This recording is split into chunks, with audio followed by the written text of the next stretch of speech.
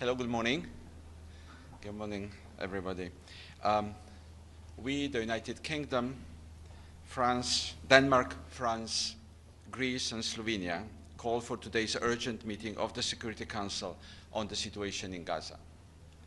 We condemn the government of Israel's decision to further expand its military operations in Gaza. This plan risks violating international humanitarian law. We call on Israel to urgently reverse this decision and not to implement it. And we reiterate that any attempts at annexation or of settlement extension violate international law. Expanding military operations will only endanger the lives of all civilians in Gaza, including the remaining hostages, and result in further unnecessary suffering. Just this week, the Security Council heard a harrowing testimony from Itai David, the brother of Eviatar David, who was cruelly taken hostage by Hamas on 7 October and has been held in atrocious conditions in Gaza for over 22 months. His briefing was a stark reminder that the suffering of the remaining hostages and their families must end.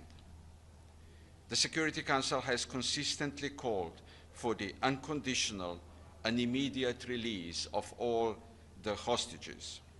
And we are clear that Hamas must disarm and play no future role, no future part in the governance of Gaza, where the Palestinian Authority must have a central role. But this decision by the Israeli government will do nothing to secure the return of the hostages and risk further endangering their lives. It will also worsen the already catastrophic humanitarian situation in Gaza and risks further death and mass displacement of Palestinian civilians. The IPC has warned that famine is unfolding in Gaza. Children are dying from starvation. Hunger is so severe that desperate civilians are taking the risk of getting killed at aid distribution sites in order to feed their families. This is a man-made crisis, and therefore urgent action is needed to halt starvation and to surge aid into Gaza. We have a clear message for Israel. Lift restrictions on aid delivery to allow the UN and establish humanitarian partners to operate safely and at scale, in line with the principles of humanity, impartiality, neutrality, and independence. It is also vital that international NGOs can operate in Gaza. Israel's unreasonable visa and registration requirements must be removed, and all land routes opened for essential supplies, including food, baby formula, medicine, fuel, and clean water. After 22 months of suffering in Gaza, now is the time for diplomacy, no more war. The ceasefire earlier this year showed what can be achieved when there is political will. It ended the bloodshed. Hostages were reunited with their loved ones. Effective humanitarian aid reached those in desperate need. The International Conference on the Two-State Solution last month, co-chaired by France and Saudi Arabia, was a powerful demonstration of the strength of international resolve to secure a better future and deliver long-term peace for Israelis, Palestinians, and the region. We call on both parties to secure an immediate and permanent ceasefire, the release of all the hostages, and to urgently advance efforts to achieve a two-state solution. Thank you. Can you just take a question? Is there No, any European plan to get the talks back on? We'll speak inside.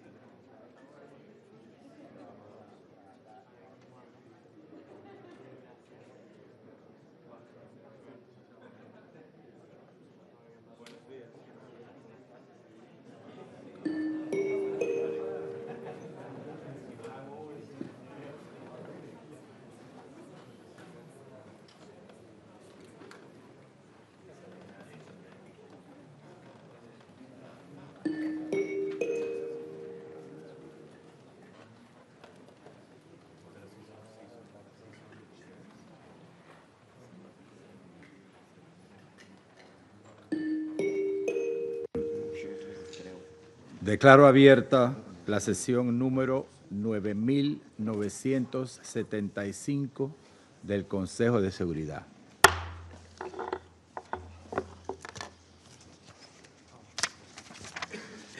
En el orden del día provisional de esta sesión figura el siguiente punto: la situación en Oriente Medio, incluida la cuestión palestina. Queda aprobada el orden del día. De conformidad con el artículo 37 del Reglamento Provisional del Consejo, invito a participar en esta sesión a las delegaciones de Irak, Israel, Kuwait y el Senegal. Así queda acordado. Propongo que el Consejo invite al representante del Estado observador de Palestina ante las Naciones Unidas a participar en esta sesión, de conformidad con el reglamento provisional y la práctica establecida al respecto. Como no veo objeciones, así queda acordado.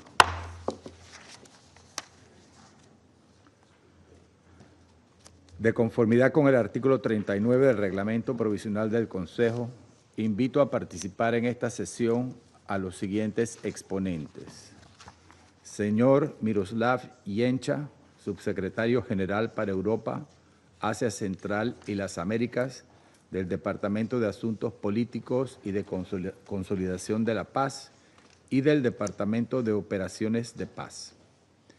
Y al señor Ramesh Rajasingam, director de la División de Coordinación y jefe y representante de la Oficina de Coordinación de Asuntos Humanitarios en Ginebra, OCHA. Así queda acordado. El Consejo de Seguridad comenzará ahora el examen del punto 2 del orden del día. Doy ahora la palabra al señor Miroslav Yencha. Muchísimas gracias, señor presidente. Mr. President, Excellencies, I brief you for the second time this week as the situation in Gaza continues to deteriorate, placing over 2 million Palestinians in even greater peril and further endangering the lives of the remaining hostages.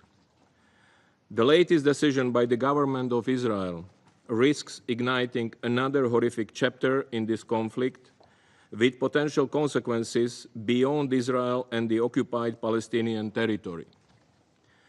On 8 August, Israel's Security Cabinet reportedly approved Prime Minister Netanyahu's proposed plan for defeating Hamas and endorsed 5 principles for ending the war: the disarmament of Hamas, the release of all hostages, the Gaza Strip's demilitarization, Israeli security control over the Strip, and the establishment of an alternative civilian administration that is neither Hamas nor the Palestinian Authority.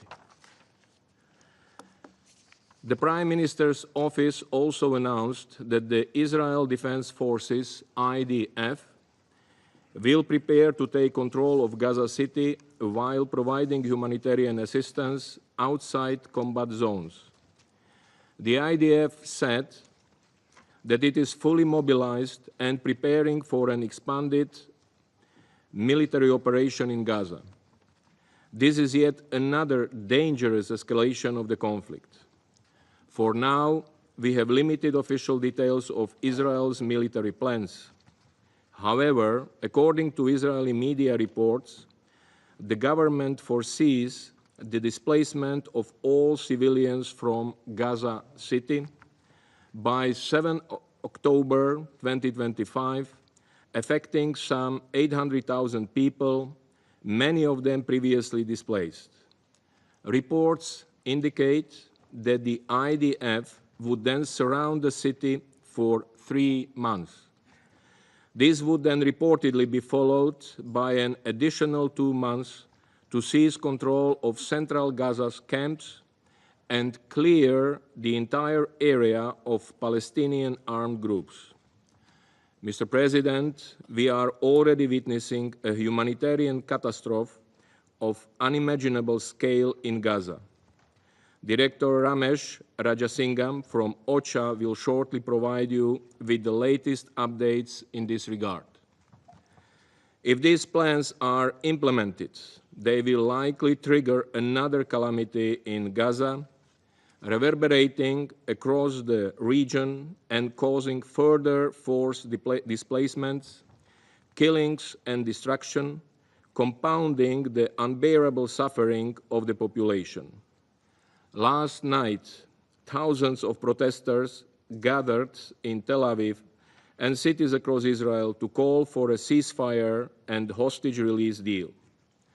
The UN has been unequivocal. The only way to stop the immense human suffering in Gaza is through a full, immediate, and permanent ceasefire. All hostages must be released immediately and unconditionally. Israel must comply with its obligations under international humanitarian law, allowing rapid, safe, unimpeded, and large-scale delivery of humanitarian aid to the population. Civilians, including humanitarian workers and those seeking aid, must be protected. Everyone has the right to life, liberty, and security. Palestinians must be able to return to their homes. In its 19 July 2024 advisory opinion, the International Court of Justice stated that, and I quote, Israel, as the occupying power, has the obligation not to impede the Palestinian people from exercising its right to self-determination, including its right to an independent and sovereign state over the entirety of the occupied Palestinian territory, end of quote. Mr. President, as I emphasized to this Council a few days ago, there is no military solution to the armed conflict in Gaza or the broader Israeli-Palestinian conflict. There will be no sustainable solution without an end to Israel's unlawful occupation and the achievement of a viable two-state solution. Gaza is and must remain an integral part of a Palestinian state. We must plan for Gaza's future as we address the urgency of developments on the ground today. We must establish political and security frameworks that can relieve the humanitarian catastrophe in Gaza, start early recovery and reconstruction, address the legitimate security concerns of Israelis and Palestinians, and forge a path for the realization of a viable two-state solution. In this regard, I urge the immediate implementation of the political, humanitarian, and security steps outlined in the New York Declaration on the peaceful settlement of the question of Palestine and the implementation of the two-state solution of 29 July 2025. Critically, these frameworks must facilitate a legitimate Palestinian government that can reunify Gaza and the West Bank, including East Jerusalem, politically, economically, and administratively. This government must represent Palestinians across the entirety of the occupied Palestinian territory. A united leadership is crucial to managing post-conflict Gaza and advancing Palestinian self-determination and sovereignty. I urge the Palestinian Authority to advance its stated goal of holding elections. Palestinians have the right to have their voices heard and to be meaningfully included in the process of shaping the future of the State of Palestine. Our ultimate goal remains unchanged: Israel and a fully independent, democratic, contiguous, viable, and sovereign Palestinian state, of which Gaza is an integral part, living side by side in peace and security within secure and recognized borders on the basis of the pre-1967 lines, with Jerusalem as the capital of both states. I thank you. Agradezco al señor Yencha la información que nos ha proporcionado. Doy ahora la palabra al señor Ramesh Rajan Singham. Thank you, Mr. President. The suffering endured in Gaza over the past 22 months has been nothing short of soul-searing. Our shared humanity demands that this unacceptable catastrophe is brought to an immediate end. Mr. President, I will address three matters today. First, I'm extremely concerned over the prolonged conflict, the reports of atrocities and further human toll that is likely to unfold following the government of Israel's decision to expand military operations in Gaza. This marks a grave escalation in the conflict that has already inflicted unimaginable suffering. Now, for over 670 days, Palestinians in Gaza have endured daily killings and injuries. More than 61,000 people have been killed, including at least 18,000 children, and 151,000 have been injured, according to Gaza's Ministry of Health. Meanwhile, 50 hostages are believed to remain in Gaza, with those still alive held in inhumane and appalling conditions. Thousands of Palestinians, including women and children, remain in Israeli detention, many held without charge or trial, all the required safeguards. A grim milestone has also been crossed in our sector, the humanitarian community. Over 500 humanitarian workers have been killed in Gaza since hostilities escalated, including at least 167 women. Smear campaigns against aid operations continue unabated. And as we approach World Humanitarian Day, we must insist on the protection of all aid workers. Mr. President, second, humanitarian conditions are beyond horrific. We have frankly run out of words to describe it. Whatever lifelines remain are collapsing under the weight of sustained hostilities, forced displacement, and insufficient levels of life-saving aid.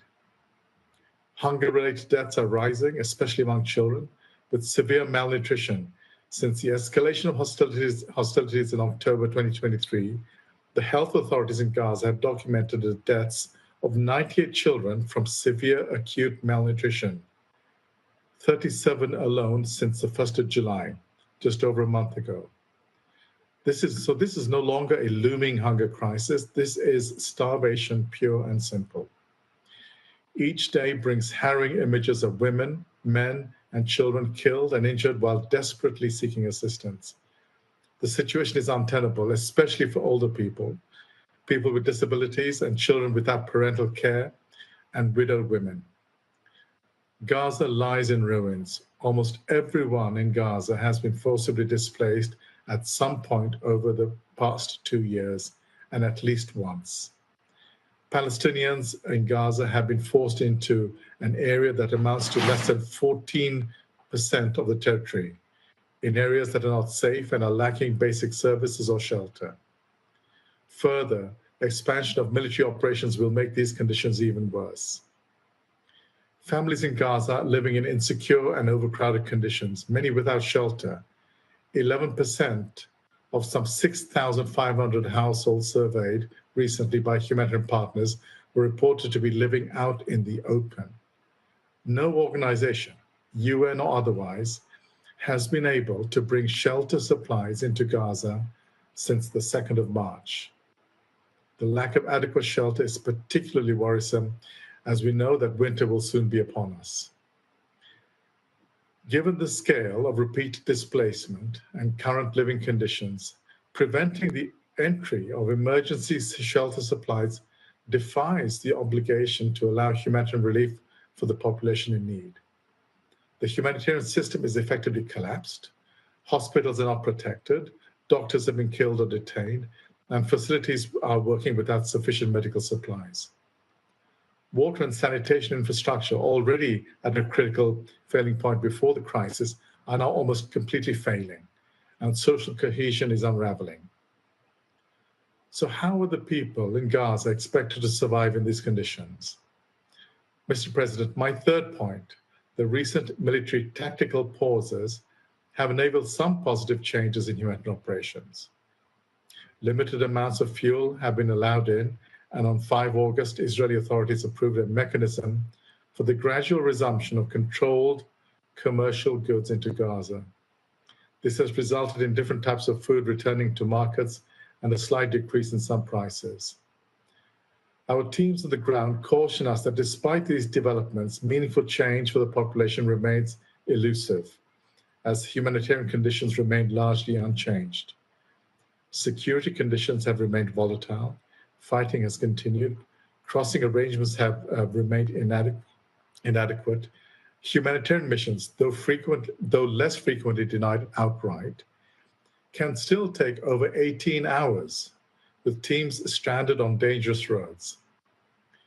Extreme desperation is driving people to take the humanitarian aid in transit, but this need not be the case. We've seen that when assistance is rapidly and significantly scaled up, incidents of looting and insecurity decline, and trust begins to be rebuilt. The United Nations has the plan and the systems in place to respond. We've said this before, and we will say it again and again. Let us work. To assist all those in need at scale, we must have predictable access, and the movement of life-saving goods must be more effectively facilitated. It is equally critical that all humanitarian partners on the ground, including international humanitarian organizations, are allowed to deliver life-saving services. Registration processes for non-governmental organizations that the government of Israel introduced earlier this year are concerning and risk further undermining operational capacity and continuity. Mr. President, echoing the Secretary General, I remain deeply concerned about the ripple effects of the expansion of Gaza military operations on the West Bank, where military operations, settler violence, and home demolitions persist at unprecedented and alarming rates. A year ago, the International Court of Justice determined that Israel must bring its unlawful presence, policies, and practices to an end as rapidly as possible. Developments in the West Bank worsen and an existing humanitarian situation that sadly remains less visible, but not because it is less severe, but because the global attention has been drawn elsewhere. Mr. President, Security Council members, and indeed the international community listening, states and all those with any influence must look within our bruised collective conscience and summon the courage to do so, to do what is necessary to end this inhumanity and pain. It is also what international law demands.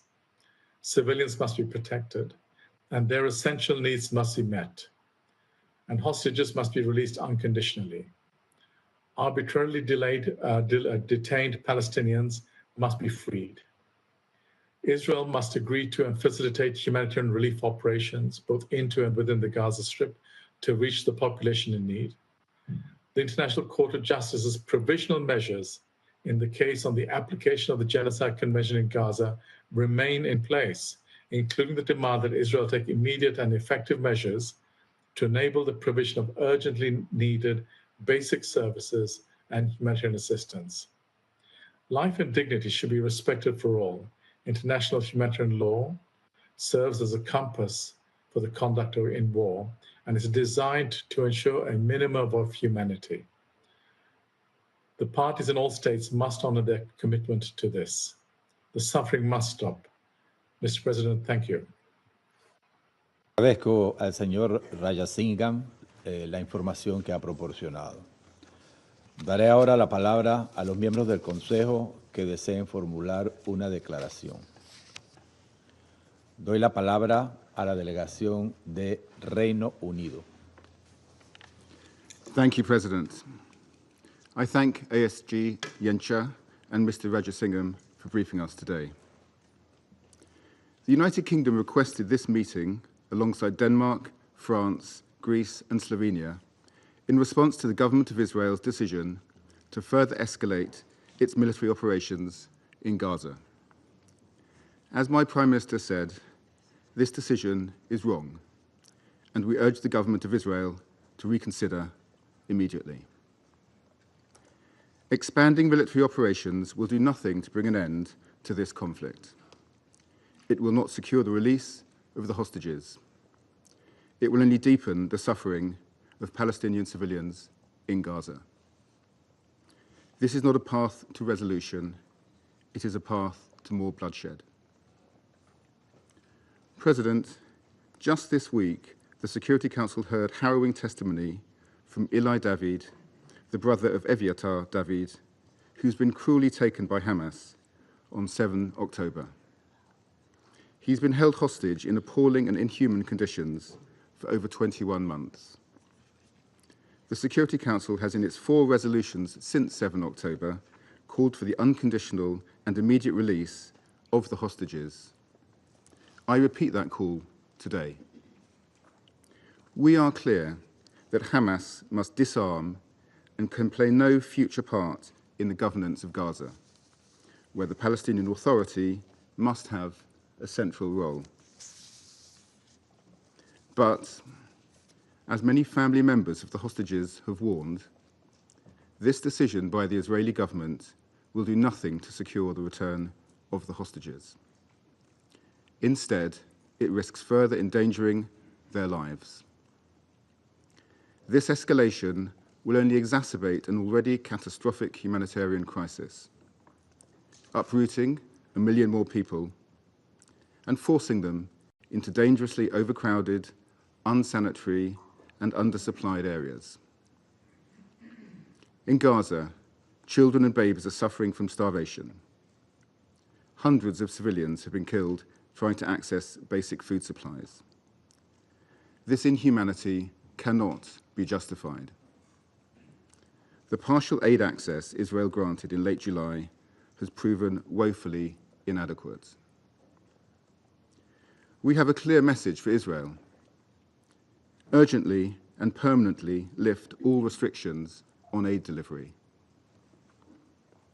Yesterday, the UK announced a further $11.4 million for OCHA's Occupied Palestinian Territories Humanitarian Fund. It is vital that the UN and established humanitarian partners can operate safely and at scale, in line with the principles of humanity, impartiality, neutrality, and independence. And Israel must not bar humanitarian NGOs from their essential work through unreasonable and arbitrary registration requirements. All land routes must be opened for essential supplies, including food, baby formula, medicine, shelter, fuel, and clean water. President, a diplomatic solution is possible, but both parties must step away from the path of destruction. We urge the parties to engage in good faith negotiations and to show political will to secure a ceasefire deal and commit to a path to peace. The recent conference on the two-state solution was a powerful demonstration of the international resolve to achieve a brighter future for the region. The UK will continue working with our partners on a long-term plan to secure peace in the region as part of a two-state solution. This is the only way to guarantee Israelis and Palestinians can live side by side in peace, security, and dignity. I thank you. Agradezco a la delegación del Reino Unido su declaración. Doy ahora la palabra a la delegación de Dinamarca. Thank you, Mr. President.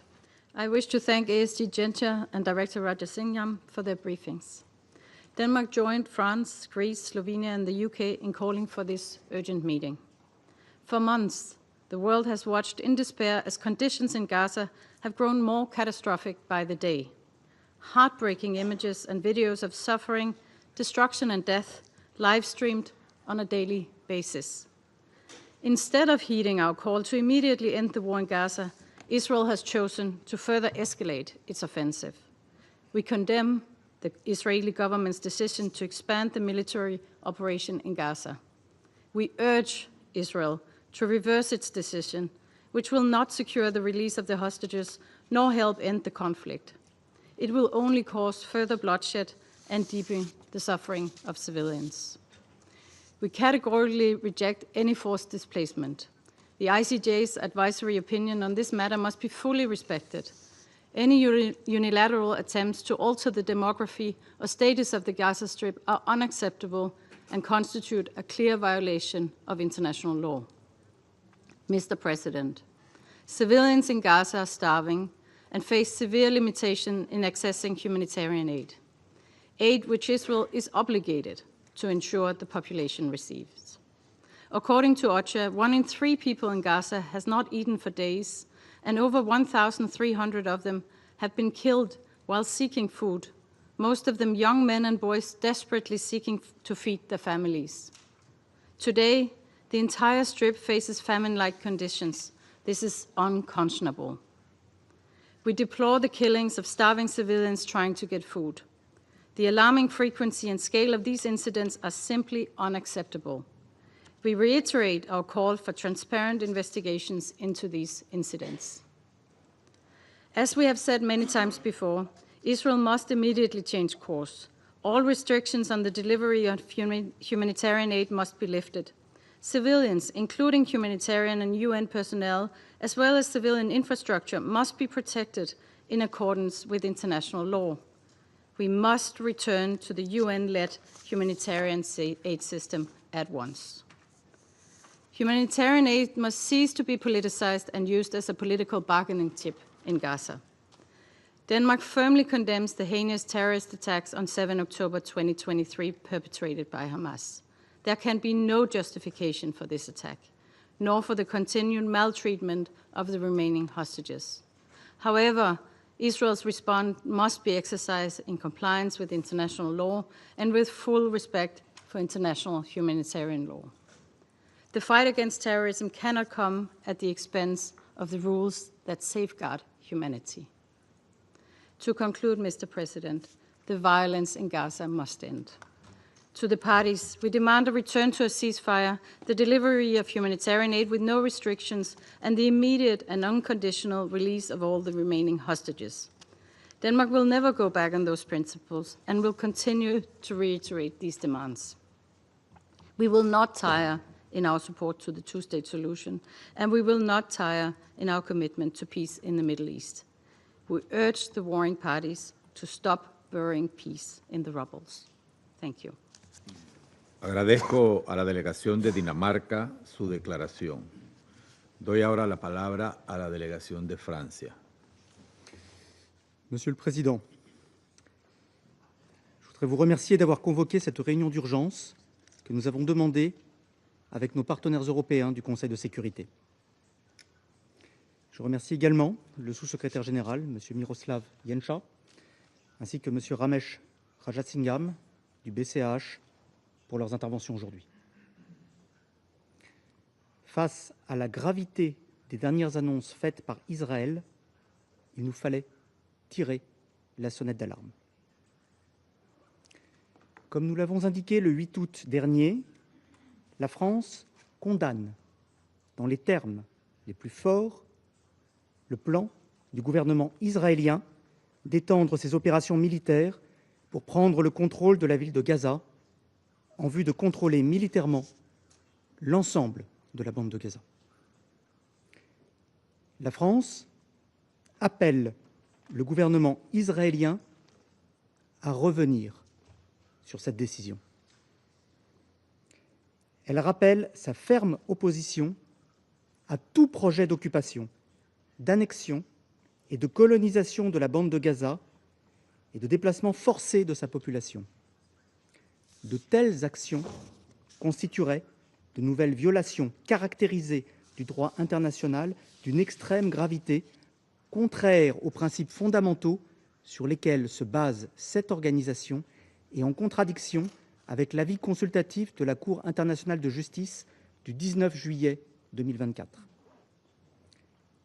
Elle représenterait, par ailleurs, une menace pour la sécurité régionale et mènerait à une impasse absolue.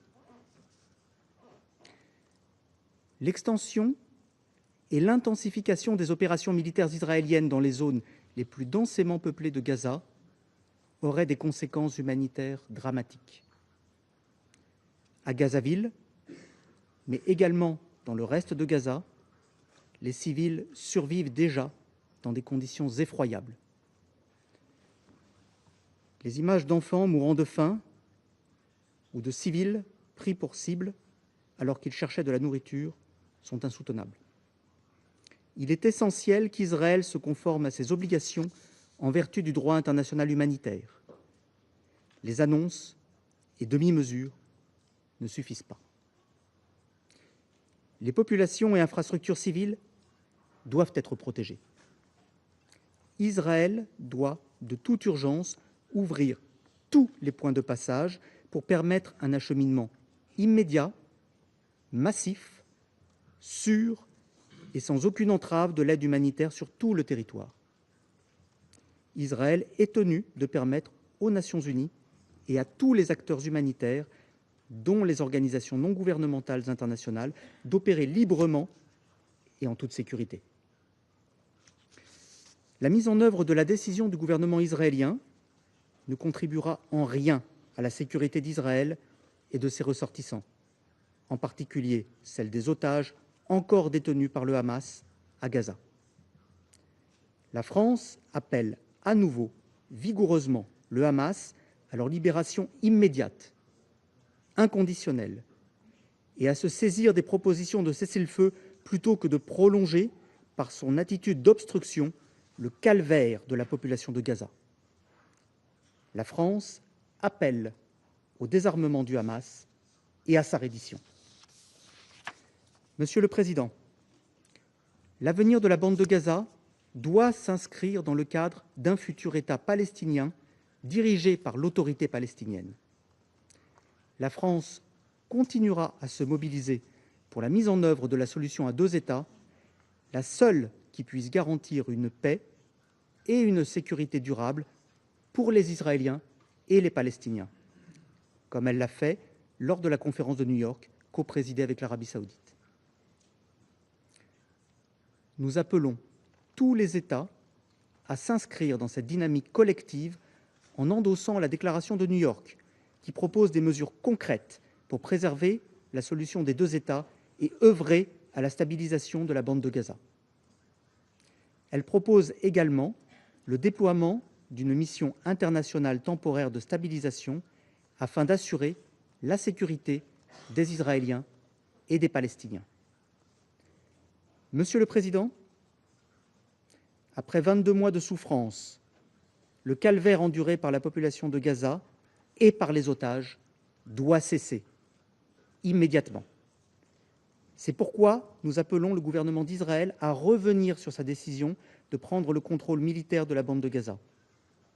La France réitère son appel à un cessez-le-feu immédiat et permanent, à la libération des otages et à l'acheminement massif et sans entrave de l'aide humanitaire. Je vous remercie. Agradezco a la delegación de Francia su declaración. Doy la palabra a la delegación de Grecia. Thank you, Mr. President, and thank you for convening this urgent meeting upon the request of the European members of this Council. I also wish to thank Assistant Secretary General Mr. Miroslav Jenca and OCHA Director Mr. Ramesh Rajasingham for their briefings. Only days ago, the international community gathered in New York with a clear yet urgent message. The war in Gaza must end, the two-state solution must be realized, Palestinians, Israelis, and all peoples of the region deserve a fair chance at peace. Yet, recent developments seem to have pushed this proposal further out of reach. We condemn Israel's decision to further expand its military operations in Gaza, and we urge Israel to reconsider it. Such actions would endanger the lives of all civilians in Gaza, deepen the humanitarian suffering, and exacerbate the anguish over the fate of the remaining hostages. They would also worsen the already dire humanitarian situation in Gaza and risk further loss of life and large-scale displacement of Palestinians. We strongly oppose any attempts to forcibly displace the Palestinian population and reiterate that any potential annexation of Gaza or any other part of the occupied Palestinian territories would contravene international law and numerous Security Council resolutions, including Resolution 2334, would jeopardize regional stability and security and would undermine the prospect of a two-state solution. Mr. President, the humanitarian crisis in Gaza is severe and worsening. Hospitals are overstretched, starvation and malnutrition, especially among children, are worsening, access to clean water remains limited, and civilians risk their lives daily in search of food.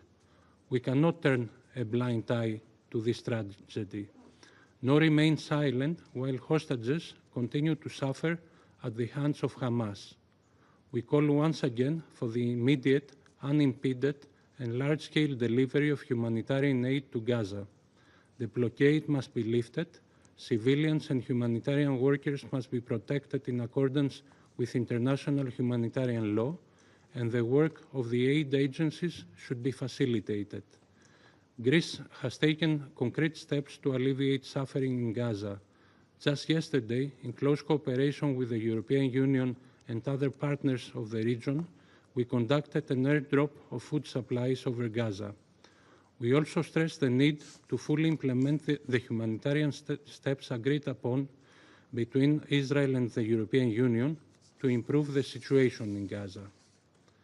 The expertise of the United Nations systems, particularly UNRWA, is pivotal. In addition, OCHA, as we have just heard again today, has repeatedly expressed its readiness to initiate a UN-coordinated humanitarian plan in the event of a ceasefire or pause in hostilities.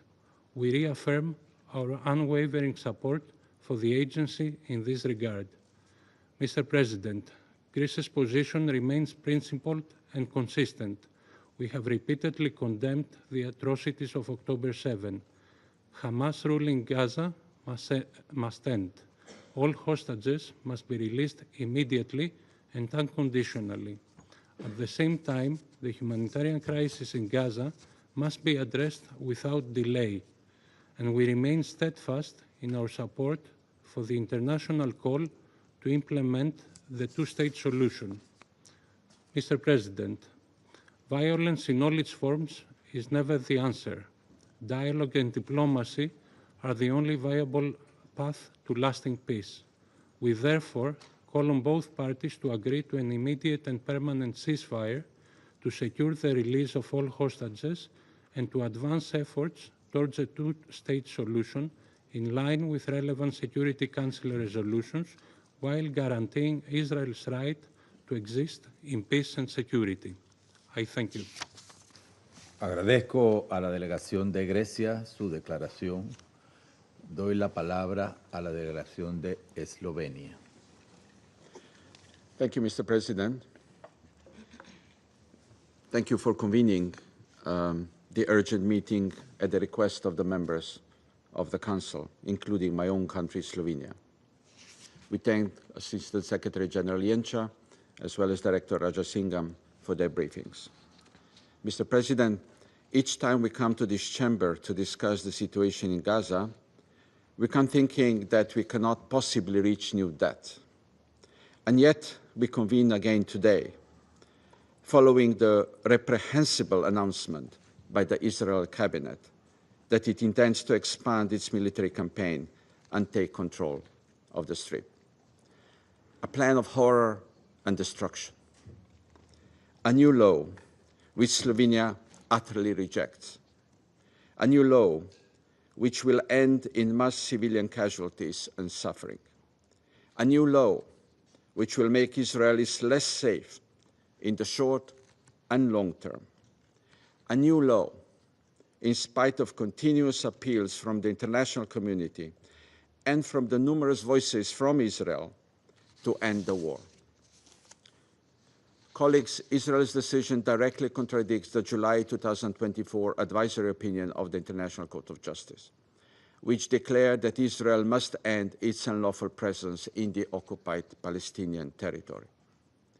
It shows contempt towards the two-state solution, which was resoundingly reinforced by almost the entire international community at a conference held just 2 weeks ago, and which remains the official position of this Council, codified through its resolutions.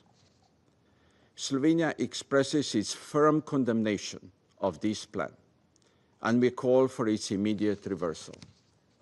Mr. President, Gaza's death toll is simply staggering.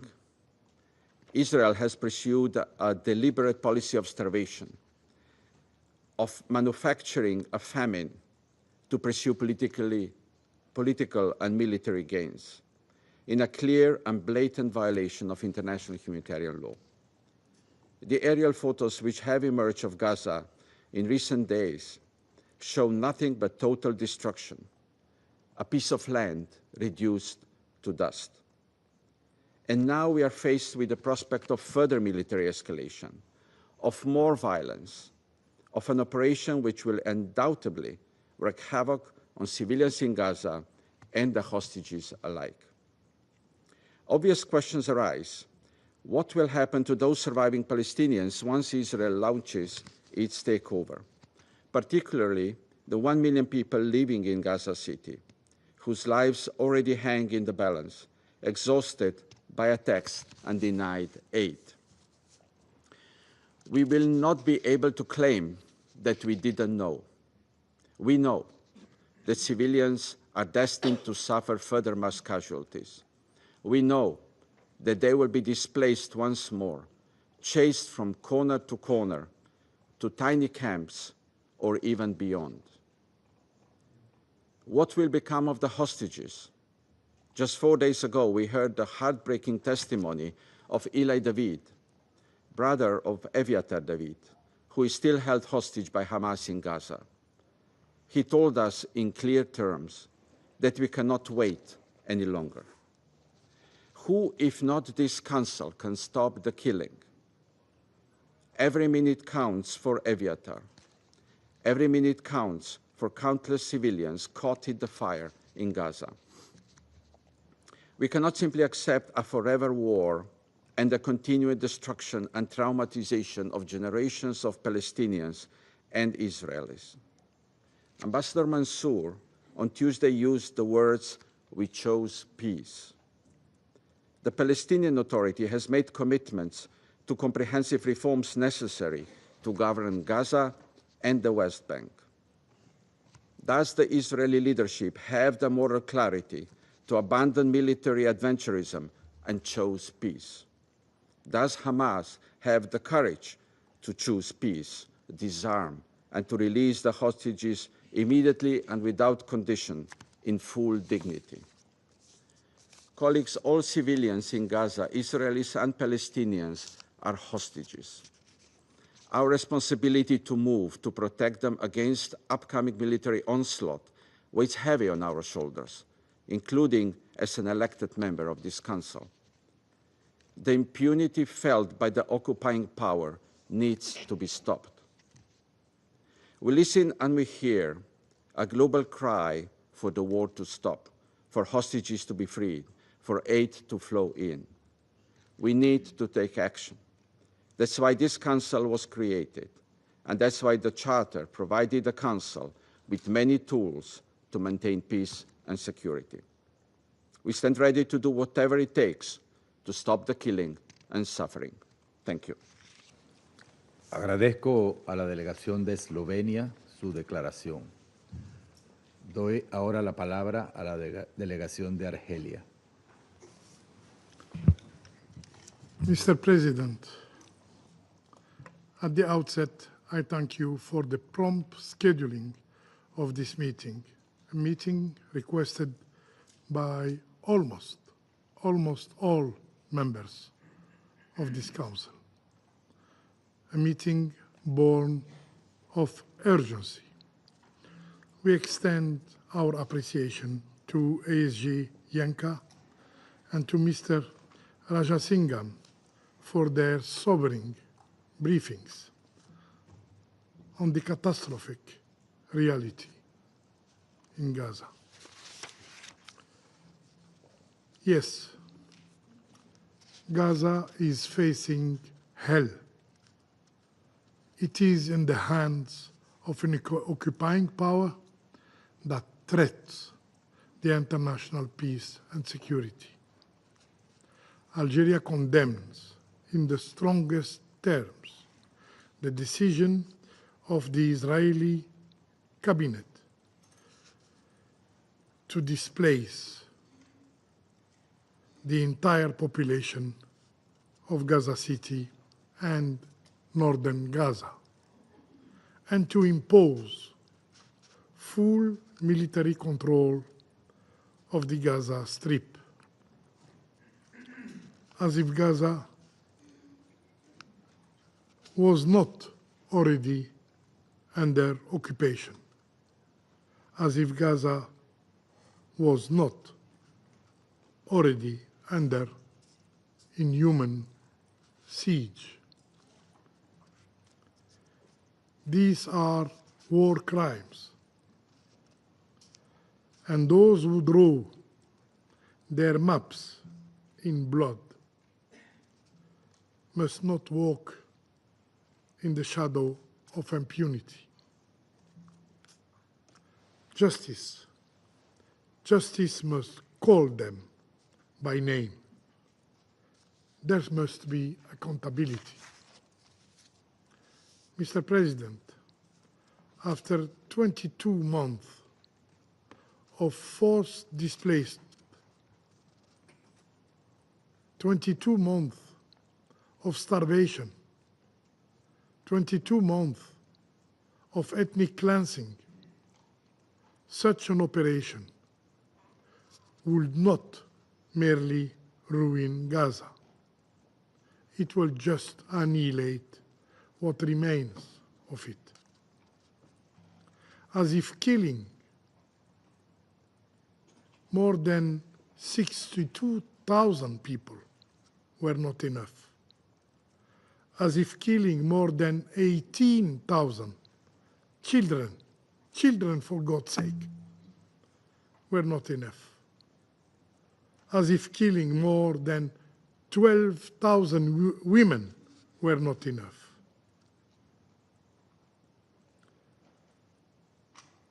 As if starving to death more than 200 human beings were not enough. The list is too long, too heavy, too dark for this page to hold, and yet, persisting in their genocidal tactics, the Israeli occupying power plan more. Can you imagine what will be left if they execute their plan? Their objective is clear, crystal clear, to push an entire people outside their homeland. Palestinians shall have no state, no flag, no future in their land. No Palestinian shall stay from the river to the sea. Yet, they forget. They forget that the land remembers its sons. They forget that olive trees do not surrender to the axe. They grow back from the root. Despite the brutality of the oppression, Palestinians will not abandon their homeland. Palestinians will not let go their rights. We believe in their resilience, as we believe that Gaza, although wounded and bleeding, will one day rise again. Mr. President, let us be clear. The Israeli authorities care nothing for international law. They care nothing for this council. They care nothing for humanity itself. They act with brutality, cruelty, and barbarity, stripping Palestinians of their very essence as human beings, reducing them to something less in their eyes, to human animals. Yes, for them, Palestinians are just human animals. And so, they orchestrate the killing of Palestinians by every instrument: starvation, thirst, weapons, and humiliation. Humiliation.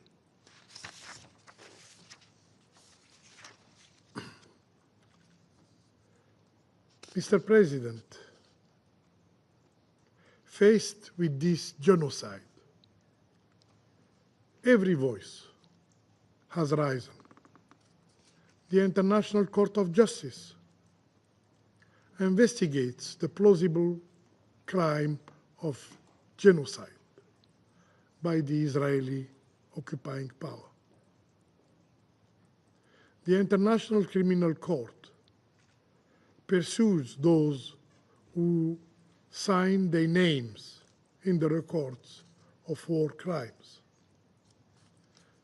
The General Assembly condemns repeatedly the occupation and demands its end. The United Nations Human Rights Council counts the wounds and denounces its violation. And yet, in this chamber,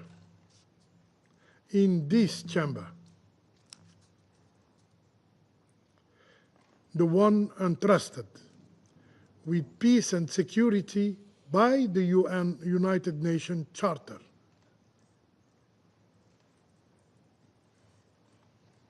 sits. The Council sits silent. The Council says nothing. And silence is not neutral. Silence kills. Mr. President, the Security Council must rise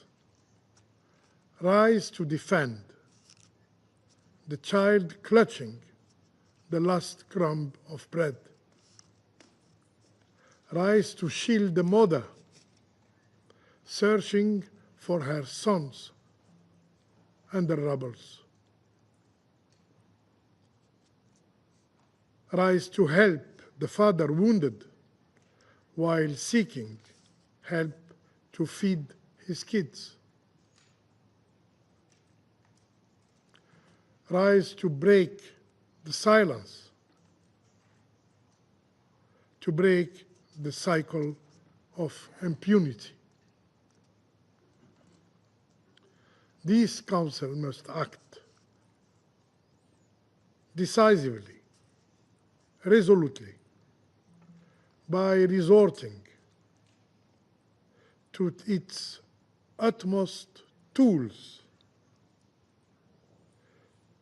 to act under Chapter 7 of the Charter. The hour has come to impose sanctions on the hand that steals the land, on the flag that flaps over ruin. The hour has come to impose sanction on the enemy of humanity. I thank you. Agradezco a la delegación de Argelia por su declaración. Doy la palabra a la delegación de Somalia.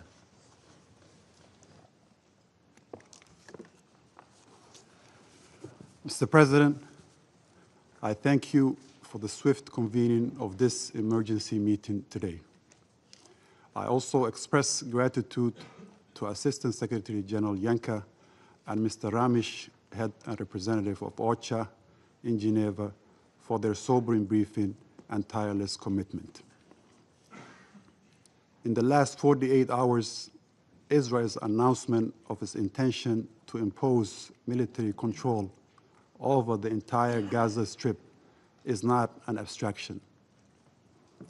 It's a chilling blueprint for the next chapter of its devastation to come. For the 2 million people still trapped in Gaza, this means the escalation of what has already become hell on earth, literally and figuratively, leading to the world's worst man-made famine.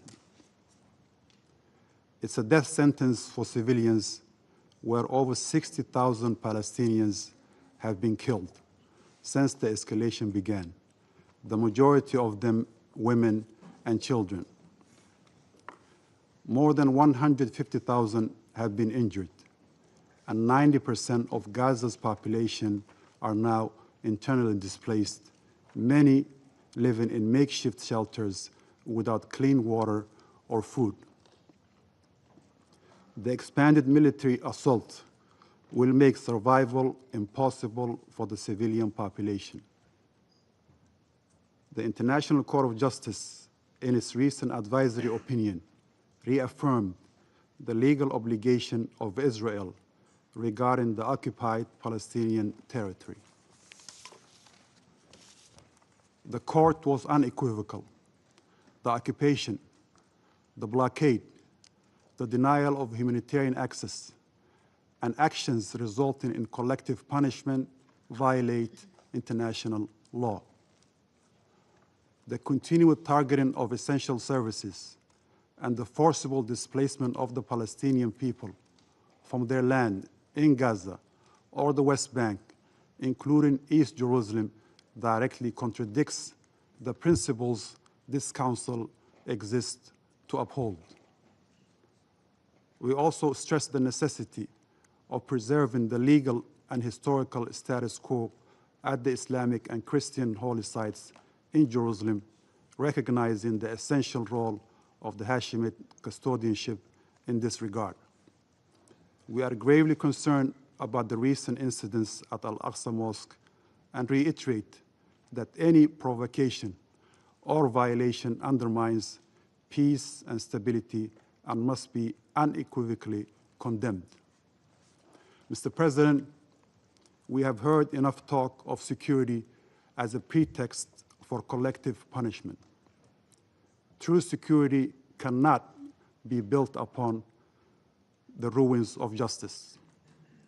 There can be no peace while occupation persists, and no real security unless the rights of Palestinians, including the right to self-determination, are recognized and protected. What is needed now is not another brief pause, but an immediate and a permanent ceasefire. not another limited corridor, but full and unfettered humanitarian access so that food, water, medicine provided by agencies like UNRWA and OCHA can flow freely, not as a charity, but as a matter of right. Not another partial exchange, but the immediate and unconditional release of all hostages and detainees so that no one endures inhumane conditions under illegal captivity away from their families and loved ones. Not more negotiations to nowhere, but a genuine commitment to end the occupation and realize the two-state solution this Council and the world have long endorsed. We must not allow the language of military necessity to drown out the cries of the hungry and the displaced. The forced starvation of a population is not an accident of war. It's a crime under international law. The bombardment of neighborhoods and the expulsion of families are not regrettable side effects. They are violations that demand accountability. Mr. President, to conclude, this is not just a test for Israel and Palestine. It's a test for all humanity. Will we stand by, citing complexity and precedent? Or will we act with the urgency and moral clarity that this moment demands? In these darkest moments, it's worth remembering what brought the United Nations into existence in the first place. Our charter opens with a solemn pledge, and I quote, "to save succeeding generations from the scourge of war," end of quote. A promise born from the ashes of World War II, when the world vowed never again. Yet, 8 decades later, we are confronted once more with the images and the realities of children buried beneath rubble, starvation used as a weapon, families uprooted, and entire communities erased. If we cannot act now to uphold this promise in Gaza, we must ask ourselves, what then is the purpose of this Council? What, in truth, remains of our solemn oath to future generations? Let the response not be graveyard silence.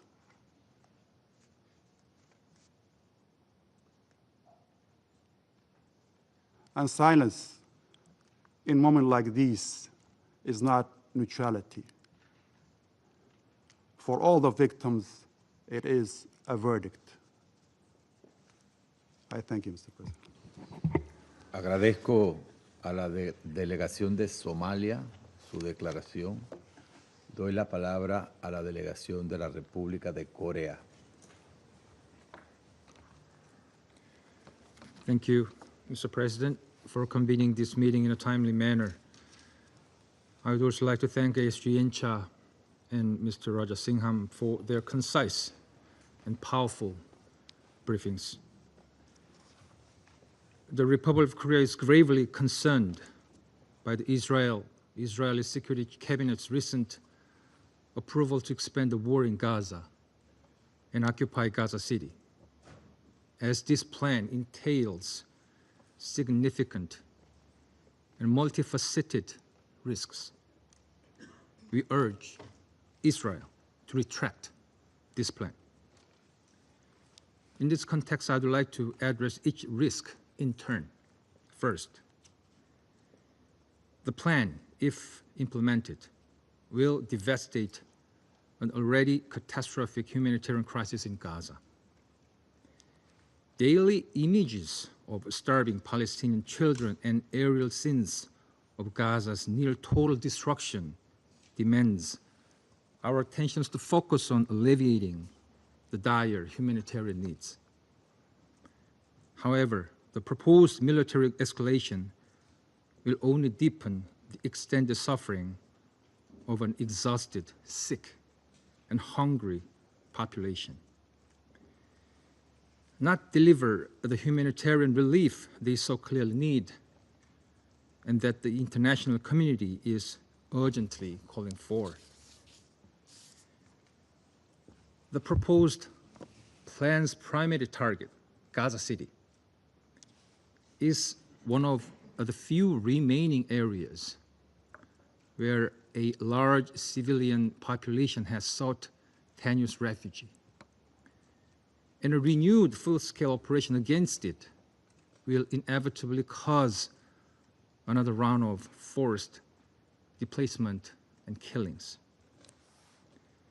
With much of Gaza already declared a buffer zone or under evacuation orders, and its borders largely sealed, displaced civilians lack shelter or safe zones, raising fears of mass expulsion or so-called voluntary migration, which is not in itself voluntary. Second, this plan entails a grave risk to the lives of the hostages. This council, including my country, has spoken with one voice in calling for their immediate and unconditional release. Yet, the announced plan, if implemented, will expose them to intensified hostilities and undermine diplomatic efforts toward their freedom. While Israel claims that it will push for the release of the hostages through decisive military victory, such an outcome could make it more difficult to bring the hostages home, a concern voiced by their families. Hamas' explicit warning that any further military expansion could risk the hostage, which the Republic of Korea resolutely condemns, adds further weight to this concern. Meanwhile, we remind Hamas that the release of all hostages is imperative to prevent any further deterioration to the situation. Hamas' continued holding of hostages, despite the ongoing despair of innocent civilians in Gaza, is unjustifiable. Under any excuse, nothing but a contemptible act. Third, Israel should not undermine the prospect of a two-state solution and regional stability. The Republic of Korea has continuously reiterated our full support for the two-state solution, along with the vast majority of the international community, in line with relevant UNSC resolution, including Resolution 2334, as the only viable path forward to bring peace, security, prosperity, and dignity to all people in the region.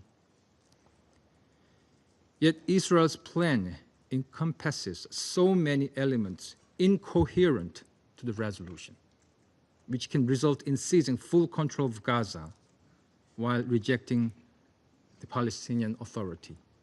These actions are exactly the opposite of what the resolution aimed for: peaceful and sustainable coexistence of Israel and Palestinians. Israel must therefore not only retract the plan, but also cease any annexation efforts, including its West Bank settlements activities, which are clearly illegal under international law. In closing, Mr. President, let me make a final remark. As a representative from a long divided, once war-torn nation, the Republic of Korea understands, perhaps more than most, the tragic consequences of protracted conflict, as well as the urgency of multilateral assistance and humanitarian aid. Our history powerfully teaches us that military force alone cannot guarantee permanent peace and security. It can only defer the recurrence of conflict. This is why, despite the persistence of challenging circumstances, we remain committed to resolving differences through dialogue and cooperation rather than through force. We therefore call once again on all relevant parties to sincerely engage with ongoing mediation efforts of the international community aimed at securing ceasefire, releasing the hostages, and mobilizing and ensuring unhindered and dignified aid to Gaza at scale. Only through a genuine dialogue, sustained commitment, and mutual compromise can we hope to construct the robust foundation for a just and durable peace for all. I thank you, Mr. President. Agradezco a la República de Corea su declaración. Doy la palabra a Sierra Leona. Thank you, Mr. President. Thank you for convening this emergency meeting at the request and with support of almost all of the members of the Security Council. I also thank Assistant Secretary General Yencha and Mr. Rajasinghan for their valuable briefings. Sierra Leone expresses its full solidarity with the leadership and personnel of the United Nations and all humanitarian partners who, despite immense challenges, continue to serve humanity with courage and dedication. Mr. President, colleagues, the decision by the Israeli Security Cabinet to take control of Gaza City through an expanded military operation has shocked and alarmed the international community and capitals across the world. As underscored in the Secretary General's statement on the issue, this represents an extremely dangerous escalation that will deepen the already catastrophic humanitarian crisis in Gaza, cause further mass displacement, and increase civilian casualties in a territory already devastated by months of bombardment. If implemented, such reoccupation or annexation will constitute a grave breach of international law, including international humanitarian law. It reflects collective punishment of the Palestinian population through indiscriminate and systemic attacks on civilians and obstruction of urgently needed humanitarian assistance, both prohibited under the Geneva Conventions. This course of action is in direct contravention of International Court of Justice's 2024 advisory opinion on the legal consequences of Israel's policies and practices in the occupied Palestinian territory, including East Jerusalem, and is contrary to binding Security Council resolutions, including 242 of 1967 and 2334 of 2016. These instruments reaffirm the inadmissibility of acquiring territory by force, the illegality of settlement activity, and the imperative of ending the occupation that began in 1967. As the Secretary General has further warned, there will be no sustainable solution to this situation, to this conflict, without an end to this unlawful occupation and achievement of a viable two-state solution. Gaza is and must remain an integral part of a Palestinian state. End of quote. The scale of the humanitarian crisis is unprecedented. Over 61,000 civilians killed, 152,000 wounded, and the entire population on the brink of famine, according to the latest IPC alert. Humanitarian workers themselves are going without daily meals as access is blocked. Inaction by this Council and member states with influence will only lead to further destruction, loss of life, and the erosion of human dignity. Mr. President, the plight of the remaining hostages is a matter of serious concern and Sierra Leone reiterates its call for their immediate and unconditional release. However, the situation cannot be used to justify violations of international law. Measures of collective punishment or the unlawful annexation of territory. International law requires that civilians be protected at all times without exception. Reoccupation and annexation will not address Israel's legitimate security concerns. On the contrary, such measures are likely to deepen hostility, entrench instability, and delay the normalization of relations with its neighbors. Genuine normalization endorsed by the Arab Peace Initiative and consistent with the two-state solution offers Israel the prospect of lasting peace, security, and regional acceptance, but only if it is accompanied by an end to occupation and the realization of Palestinian statehood. This conflict demands both urgent action to halt the violence and a long-term commitment to a political horizon grounded in the two-state solution. Any action that ignores these objectives risks perpetuating instability in occupied Palestinian territory and the wider region. Accordingly, Sierra Leone reiterates the following. First, the Council must remain united in demanding an immediate and lasting ceasefire and in using all diplomatic and political tools to ensure compliance with international law and the relevant UN resolutions. We also reiterate the need and legal obligation for the immediate and unconditional release of all hostages held by Hamas and other armed groups since 7 October 2023, all Palestinians as well as all Palestinians detainees. We urge Hamas and the other armed groups to allow access to the International Committee of the Red Cross, ICRC, to the hostages to assess and support their well-being. Second, in line with the ICJ's provisional measures of 24 May 2024, Israel must, in full cooperation with the United Nations, ensure the unhindered provision at scale of basic services and humanitarian aid throughout Gaza, in full respect of international humanitarian law. Third, recalling the ICJ's advisory opinion of 19 July 2024, Israel's continued presence in the occupied Palestinian territory is unlawful and must end as rapidly as possible. All policies and actions that harm the civilian population or undermine the viability of the two-state solution must cease immediately. Fourth, accountability is essential.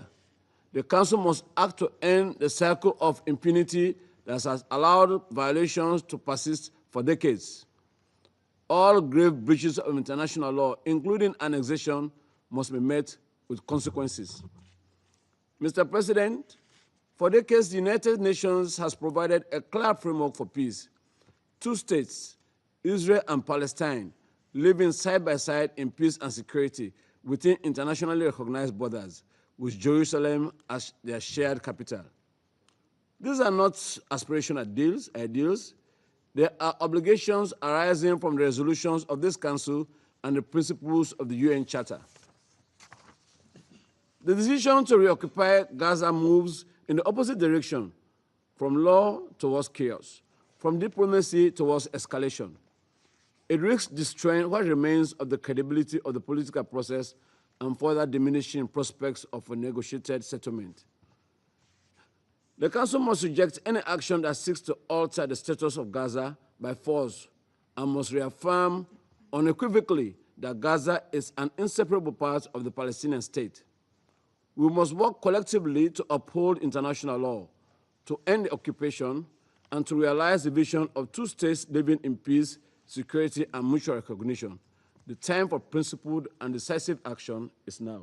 I thank you. Agradezco a la delegación de Sierra Leona por su declaración. Doy la palabra a la delegación de Estados Unidos. Thank you, Mr. President. Thank you, Assistant Secretary General Yensha and Director Rajasingham, for your briefings.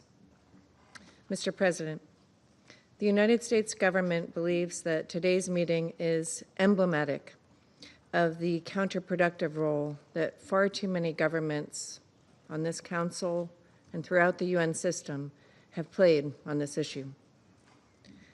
Meanwhile, the United States has been working tirelessly to free the hostages, end this war, and give civilians in Gaza a future free of Hamas. To do so, we need to place responsibility where it lies, with Hamas, and hold it and other Gaza terrorist organizations fully accountable. Today's meeting, like so many other recent actions, undermines those efforts. Israel has accepted 3 ceasefire proposals. Hamas consistently rejected them. It is not negotiating in good faith. We know this because we are in the room. The simple truth is that this war could end today if Hamas let the hostages and all of Gaza go free. Remarkably, instead of pressuring Hamas, members of this body have encouraged and rewarded its intransigence, actively prolonging the war by spreading lies about Israel, the Gaza Humanitarian Foundation, and the United States, and by handing propaganda victories to terrorists. Mr. President, the most recent round of negotiations collapsed because Hamas drew encouragement from efforts to target Israel with libels and lies, the ill-conceived and performative two-state solution conference, and unilateral announcements regarding recognition of a Palestinian state. Just days ago, a Hamas official touted the wave of recognition announcements as a result of the atrocities of October 7th. This is a disgrace. The government of Israel did not make its decision to advance its military campaign in a vacuum, but after months of Hamas's intransigence. Hamas refuses to accept a ceasefire and continues to torture the hostages. The United States supports Israel's right to defend itself against Hamas's terrorism. And ultimately, Israel has a right to decide what is necessary for its security and what measures are appropriate to end the threat posed by Hamas and other similar groups. It is unfortunate that members have again taken advantage of today's meeting to accuse Israel of genocide. These accusations are politically motivated and categorically false. They are part of a deliberate, cynical propaganda campaign as Hamas attempts to win symbolic victories to compensate for total defeat in war. The United States refutes these allegations entirely. Israel has taken numerous measures to limit harm to civilians and to address humanitarian needs. The loss of civilian life in Gaza is tragic, but the responsibility for this rests with Hamas. Mr. President, the United States remains committed to 1, addressing humanitarian needs, 2, freeing the hostages, and 3, achieving peace. Too often, members of this council spotlight only the first without acknowledging that the 3 issues are interrelated. No one wants to see innocent Gazans go hungry or thirsty. President Trump has addressed this, and he has said that the United States is going to be even more involved in these efforts. The United States has stepped up support for the secure delivery of humanitarian aid because the international community has failed to prevent Hamas from diverting it and using it to support terrorism and oppression. The United States continues to work tirelessly to feed hungry civilians in a way that denies Hamas the opportunity to benefit. The Gaza Humanitarian Foundation is critical to that effort as it continues to supply food directly into the hands of civilians. The GHF has distributed over 110 million meals, all while preventing Hamas looting. We call upon the UN to take advantage of the steps Israel has taken, including humanitarian pauses and designated corridors, as well as to work with the GHF, which has demonstrated it can securely deliver aid to civilians in Gaza. As Ambassador Huckabee has said, we support the GHF scaling up to 16 distribution sites to address critical needs. Mr. President, just last week, this council heard evidence that Hamas continues to starve innocent people held hostage underground and on the verge of death. We cannot allow this to happen. We must hold Hamas accountable. The United States has made clear on multiple occasions that Hamas must be removed from power. As long as it remains, there will not be peace, not for Israel and not for the Gazans who deserve to begin a new chapter free of Hamas. The United States calls upon members of the Security Council and all countries to demand that Hamas immediately release all hostages, living and dead, and lay down its weapons and end this terrible conflict. I thank you. Agradezco a la delegación de Estados Unidos por su declaración. Doy la palabra a la delegación de Guyana. Mr. President, thank you for convening this meeting with the urgency that the situation demands. I also thank Assistant Secretary General Yencha and Mr. Rajasingham of OCHA for the information provided. Mr. President, after months of public expressions from various Israeli officials, we are confronted with the decision of the Israeli Security Cabinet to occupy Gaza City by 7th October 2025. The implementation of this decision will engender the forcible displacement of hundreds of thousands of Palestinians and would further undermine the two-state solution. We call on Israel to reverse this reprehensible decision. In both Gaza and the occupied West Bank, including East Jerusalem, we are witnessing in real time and on a daily basis decisions and actions that violate international law and threaten regional and international peace and security. It is striking, Mr. President, that Israel continues to announce to the world beforehand, including in this Council, decisions that would violate international law if implemented. We have witnessed this with UNRWA and more recently with OCHA. This decision to take full control of Gaza is the latest installment in Israel's contemptible actions against the Palestinian people. It comes on top of numerous infractions committed over the decades since the decision was made for the Israeli state to be established in the land of Palestine in 1947. Indeed, Palestinians have lived through the Nakba and the ensuing years characterized by constant violence and dispossession owing to the Israeli occupation. Guyana reiterates its condemnation of the attacks on Israel on 7th October, perpetrated by Hamas and other armed groups. Yet, Mr. President, nothing, absolutely nothing, justifies the collective punishment that Israel has perpetuated against the people of Gaza over the past 2 years. Mr. President, dear colleagues, there are 3 questions which each member state of the United Nations must ask itself. First, why does the occupying power act in such defiance of the international community, even though it is in contravention of international law, including international humanitarian law and international human rights law?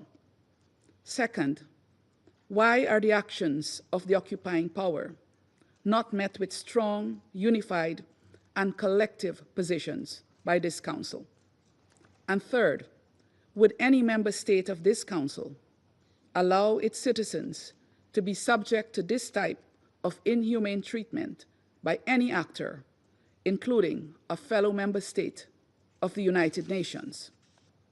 The honest answers to these questions should inspire a sense of urgency in all of us to act now to end Israel's war against Palestinians on every front that this war is being fought. In the occupied West Bank, including East Jerusalem, where Israel continues operations that result in displacement of Palestinians, in injuries and in fatalities, where settler violence has become normalized under the might of the Israeli security forces, where Palestinians continue to lose their property and livelihoods under vexing circumstances, where Israeli officials carry out provocative visits to holy sites, adding another layer to existing tensions, and in Gaza, which is bearing the weight of a humanitarian catastrophe characterized by famine, disease, death, displacement, denial, and yes, impunity. We, the Security Council, must respond to the fact that over 61,000 Palestinians have been killed in Gaza since October 7, and this number increases every single day. In an unfortunate move, Israel has now announced its intention to intensify its military operations in Gaza. With the scale of destruction that has taken place already in Gaza, there are hardly any buildings left to target. Therefore, let us be clear about the objective of intensifying military operations in the Strip and what it would mean for Palestinians who have, to this point, managed to defy the odds and remain alive, humiliated and persecuted as they are. We must also consider what intensified military operations would mean for United Nations personnel and humanitarians who continue to operate in Gaza. Their operations would be further curtailed, since the already precarious security situation would be exacerbated, and the risks to their personal safety and security would also increase. Let us also consider what intensified military operations could mean for the hostages still being held by Hamas and other Palestinian armed groups. Just this week, we discussed the atrocious situation to which these individuals have been subjected, and we all demanded their immediate and unconditional release. In that context, my delegation had stressed that the persons being held hostage should not be used as bargaining chips to extract concessions. Their continued captivity is a grave violation of international law, which must not continue to be prolonged. We therefore reiterate our call for the release of all individuals held captive by Hamas and other armed groups in Gaza. Mr. President, the Council must act in the face of all that is taking place in Gaza, and now in response to Israel's annexation plans. The International Court of Justice was clear in its pronouncements regarding the illegality of any annexation of Palestinian territory by Israel. We must intensify our efforts to ensure Israel completely evacuates the Palestinian territory and withdraws to the pre-1967 lines in accordance with the relevant UN resolutions and the advisory opinion of the ICJ. Guyana also urges that this Council act collectively to achieve an immediate, unconditional, and permanent ceasefire in Gaza, and to end the violence against the civilians in the occupied West Bank, including East Jerusalem. We must also take action to enable conditions for a drastic improvement in the humanitarian situation in Gaza. We have taken note that Israel's military plans involve providing humanitarian aid to civilians outside combat zones.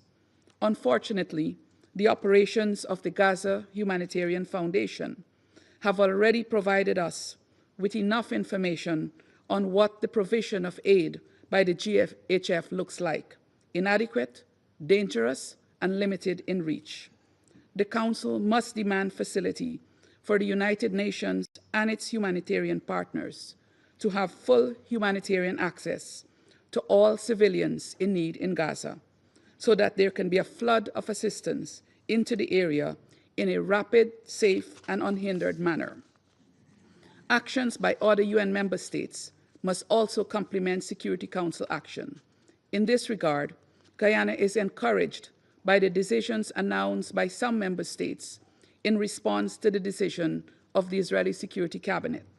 Every member state has a responsibility to ensure that it is not contributing in any way to the perpetuation of the war in Gaza, and therefore to the attempts to annihilate the Palestinian people. Mr. President, when appeals to morality, to humanity, and even to legality fail to produce the required action, the Council must delve into its toolbox to save lives. We have long reached this point, and Guyana is prepared to act with fellow Council members to take the relevant decisions. I thank you. Agradezco a la delegación de Guyana su declaración.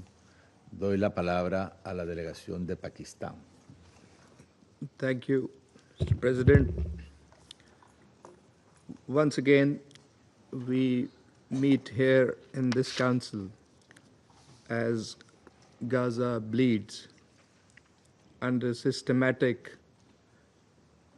premeditated, and deliberate violations of international law, including international humanitarian law, this Council's own resolutions, and binding orders of the ICJ.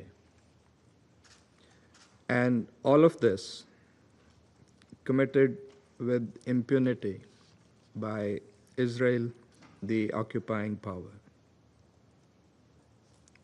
President, I would like to thank Assistant Secretary General Miroslav Zhencha and Mr. Ramesh Rajasingham of OCHA for their sobering briefings.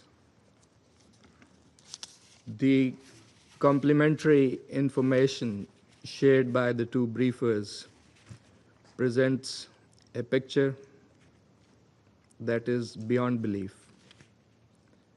A tragedy unfolding before our eyes, in our clear sight, and unfortunately, in this time and age. And while not enough has been done to stop it, to stop Israel, the occupying power, ASG Zhencha has described the Israeli decision to expand military operations in Gaza as a dangerous escalation, and which, if implemented, will displace all civilians from Gaza City. Mr. Zhencha referred to, and I quote, another horrific chapter. And Mr. Rajasingham described it beyond horrific, impossible to describe in words, untenable, and rightly so. And his call to respond to our collective conscience, to uphold international law, are most pertinent. Mr. President, the Prime Minister of Pakistan has strongly condemned the Israeli cabinet's decision to take control of Gaza City, calling it a dangerous escalation in an already catastrophic war against the people of Palestine.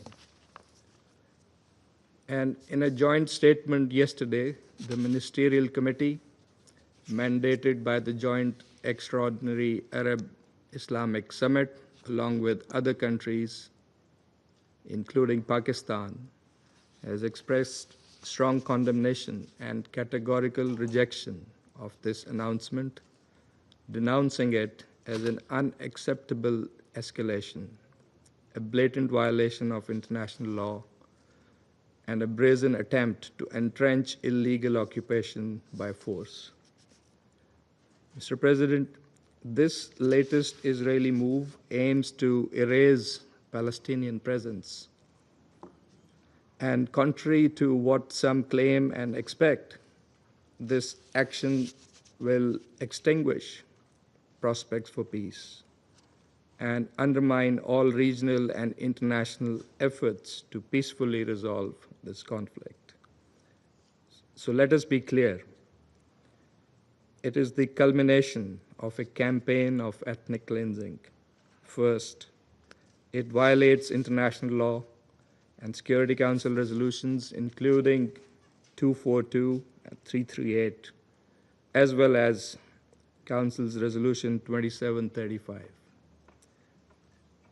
Secondly, it threatens mass displacement of over 1 million Palestinians, a grave breach of the Fourth Geneva Convention.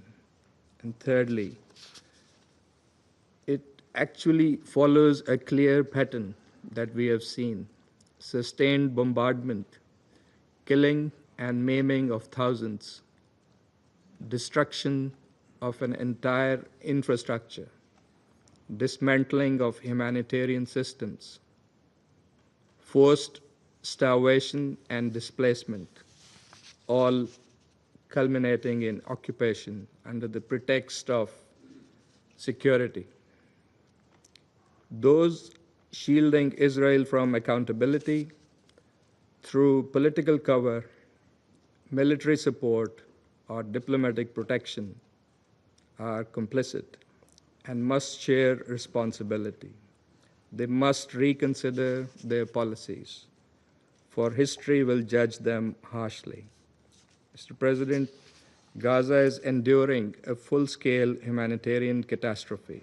For nearly 2 years, it has suffered indiscriminate bombardment, total blockade, and deliberate deprivation and starvation, while violence and dispossession escalate in the West Bank and East Jerusalem. The so-called humanitarian system is a cruel illusion. Famine is rampant, civilians are being shot trying to collect food. And as the distinguished representative of Slovenia rightly questioned, can there be a new law? Other colleagues have rightly expressed concern about the long term. But what will be there to salvage in the long term? Pakistan believes the action is needed now. Under the circumstances, this Council must urgently demand Israel, under Chapter 7 of the Charter, to refrain from its stated plan of occupying Gaza City. The Council should also call for an immediate, unconditional, and permanent ceasefire, release of hostages, and exchange of Palestinian prisoners, a complete halt to displacement and aggression, unhindered large-scale humanitarian access, and protection of the legal and historical status quo at Jerusalem's holy sites. Mr. President, the Security Council must be ready to impose a cost on Israel if it defies the demand of the Council and indeed the will of the international community. The Council must enact enforcement measures, including the deployment of an international protection force to save the besieged population. As our Prime Minister has affirmed, the root cause of this ongoing tragedy is Israel's prolonged, illegal occupation of Palestinian territory. As long as this occupation endures, peace will remain elusive. Mr. President, any attempt to sever Gaza from the rest of the occupied Palestinian territory is a direct attack on the very foundation of the two-state vision. Gaza is and will remain an inseparable part of the state of Palestine. And we are convinced that justice is unstoppable, that the resilience of the Palestinian people and the universal call for their rights will ultimately overcome oppression. And let me also categorically state that decisions for governance and their future are for the Palestinians and Palestinians alone to make. No one else can decide for them. Pakistan reaffirms full support for the Palestinian people's legitimate rights, including right to self-determination and the establishment of an independent, viable, and contiguous state of Palestine based on pre-1967 borders with Al-Quds al-Sharif as its capital. The recent high-level conference on Palestine was timely. It must now be followed by coordinated international action to realize long overdue peace and justice in the region. Mr. President, this Council must go beyond statements. It must act to end aggression, to protect civilians, restore justice, and ensure accountability. The credibility of this body and the prospects of peace in the Middle East are at stake. I thank you. Agradezco a la delegación de Pakistán su declaración. Doy la palabra a la delegación de China. 谢谢主席。中方支持英国、丹麦、法国、希腊和斯洛文尼亚倡议召开此次会议。感谢严恰助理秘书长和拉贾辛汉姆先生的通报。加沙冲突延宕22个月，已经造成6.1万多名加沙民众死亡和前所未有的人道灾难。国际社会反复呼吁加沙停火止战，但令人担忧的是，局势正持续向更加危险的方向发展。面对当前紧迫局势，国际社会，包括安理会，必须在更大的灾难发生前采取一切必要的行动。我讲4点。第一，必须坚决反对占领加沙的企图。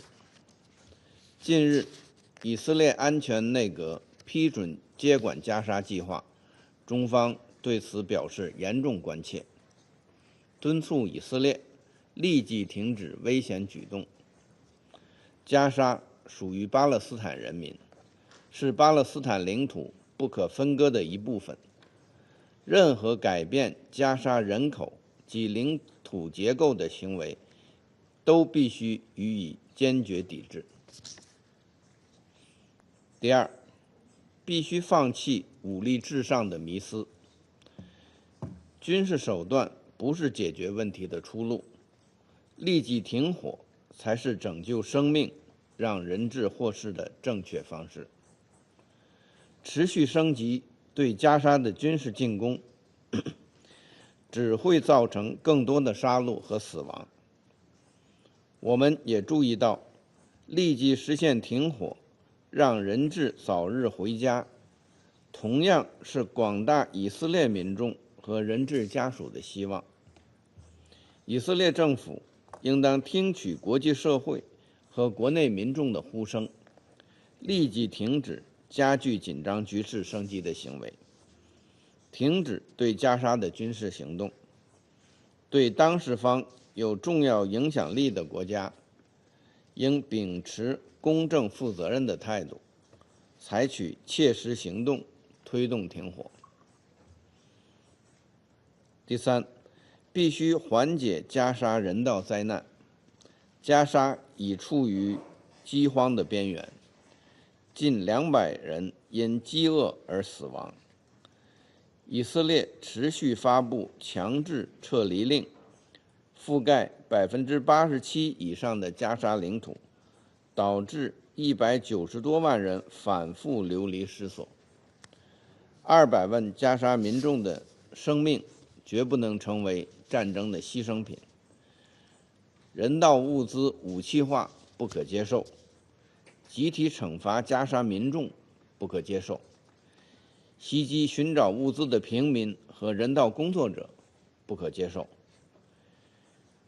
以色列必须履行占领方的国际人道法义务，开放全部过境点，解除对物资准入的限制，保障人道物资大规模、迅速、安全地进入加沙，支持联合国以符合人道主义原则的方式开展救援。第四，必须重振两国方案的前景。落实两国方案是解决巴勒斯坦问题、实现巴以和平共处的唯一可行方案、唯一可行出路。上周，举行了落实两国方案的高级别会议，发出了支持两国方案的强烈呼声。国际社会应当延续这一积极势头，加大努力，推进两国方案的政治进程，共同抵制任何破坏两国方案基础的单边行动。中方将继续同国际社会共同努力，推动平息加沙战火，缓解人道灾难，落实两国方案，最终实现巴勒斯坦问题的全面、公正和持久解决。谢谢主席。Agradezco a la delegación de China su declaración. Doy la palabra a la delegación de la Federación de Rusia. Господин председатель, разочарованы, что панамское председательство, проигнорировав просьбу большинства членов Совета Безопасности, включая Российскую Федерацию, созвать внеочередное заседание незамедлительно, приняло решение провести его лишь сегодня, несмотря на крайне опасное развитие событий на оккупированной палестинской территории, вследствие анонсированного израильским руководством решения по эскалации боевых действий в секторе Газа, предусматривающего его оккупацию. Благодарим помощника генерального секретаря ООН Мирослава Йенчу и главу отделения УКГВ в Женеве Рамиша Джессинхама за доклады. На днях мир узнал шокирующую новость о том, что военно-политический кабинет министров правительства Биньямина Нетаньяху принял решение ввести войска в Газу и поставить сектор под тотальный контроль израильских сил безопасности в целях, как выразился израильский кабинет, разгрома Хамас. Эти действия израильского руководства грубо нарушают международное право, демонстрируют его открытое пренебрежение как призывами международного сообщества, так и решениями Совета Безопасности ООН и наносят крайне серьезный удар по перспективам двухгосударственного решения палестино-израильского конфликта. Решительно осуждаем намерение правительства Нетаньяху захватить Газу. Присоединяемся в данном контексте к прозвучавшим призывам к Западному Иерусалиму отказаться от подобных крайне опасных шагов, подрывающих и без того хрупкие перспективы мирного урегулирования ближневосточного конфликта. Настаиваем на неукоснительном соблюдении Израилем норм международного права и известной правовой базы БВУ, включая профильные резолюции Совета Безопасности и Генеральной Ассамблеи ООН. Напоминаем и о том, что израильские планы идут вразрез с консультативным заключением Международного суда ООН от 19 июля 2024 года, которое, среди прочего, однозначно предписывает Западному Иерусалиму незамедлительно положить конец оккупации палестинских земель. Кроме того, принятие такого плана, по сути, означает официальное и публичное признание Израилем задач по захвату и оккупации анклава. Как известно, после размежевания с Газой и вывода оттуда израильских поселений в 2005 году, в израильском руководстве утверждали об отсутствии состояния оккупации, что не соответствовало международно-правовым трактовкам с учетом сохранявшегося израильского контроля над периметром сектора, его воздушным пространством и морской акваторией. Получается, что Израиль все эти годы осуществлял и теперь наращивает в отношении Газы именно оккупационный режим со всеми вытекающими отсюда обязательствами по защите и обеспечению гражданского населения, которые носят обязательный характер и не должны зависеть от пожеланий оккупирующей страны, что предусмотрено нормами и принципами международного гуманитарного права, включая 4-ю Женевскую конвенцию. Господин председатель, буквально несколько дней назад здесь, в стенах Совета, мы по инициативе Израиля подробно обсудили ситуацию вокруг израильских заложников в Газе.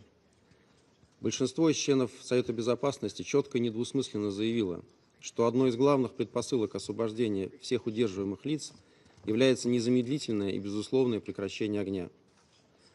Именно благодаря приостановке кровопролития и активной дипломатии, а не безрассудной активизации боевых действий, за 1,5 года из анклава удалось вызволить свыше 140 человек. К сожалению, в Западном Иерусалиме в очередной раз не прислушались ни к призывам мирового большинства, ни к здравым голосам внутри Израиля, ни к родственникам самих заложников. Вместо переговорного процесса израильские власти предпочли взять курс на дальнейшую эскалацию насилия, поставив тем самым под угрозу безопасность и жизни израильских заложников.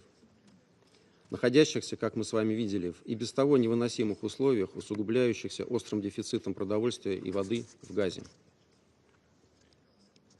Получается, что находившийся среди нас 5 августа Минотдел Израиля, лицемерно проливавший в этом зале крокодиловые слезы по поводу судьбы израильских заложников, уже знал о том, что израильский кабинет скоро примет подобное решение, фактически перечеркивающее перспективы их возвращения живыми.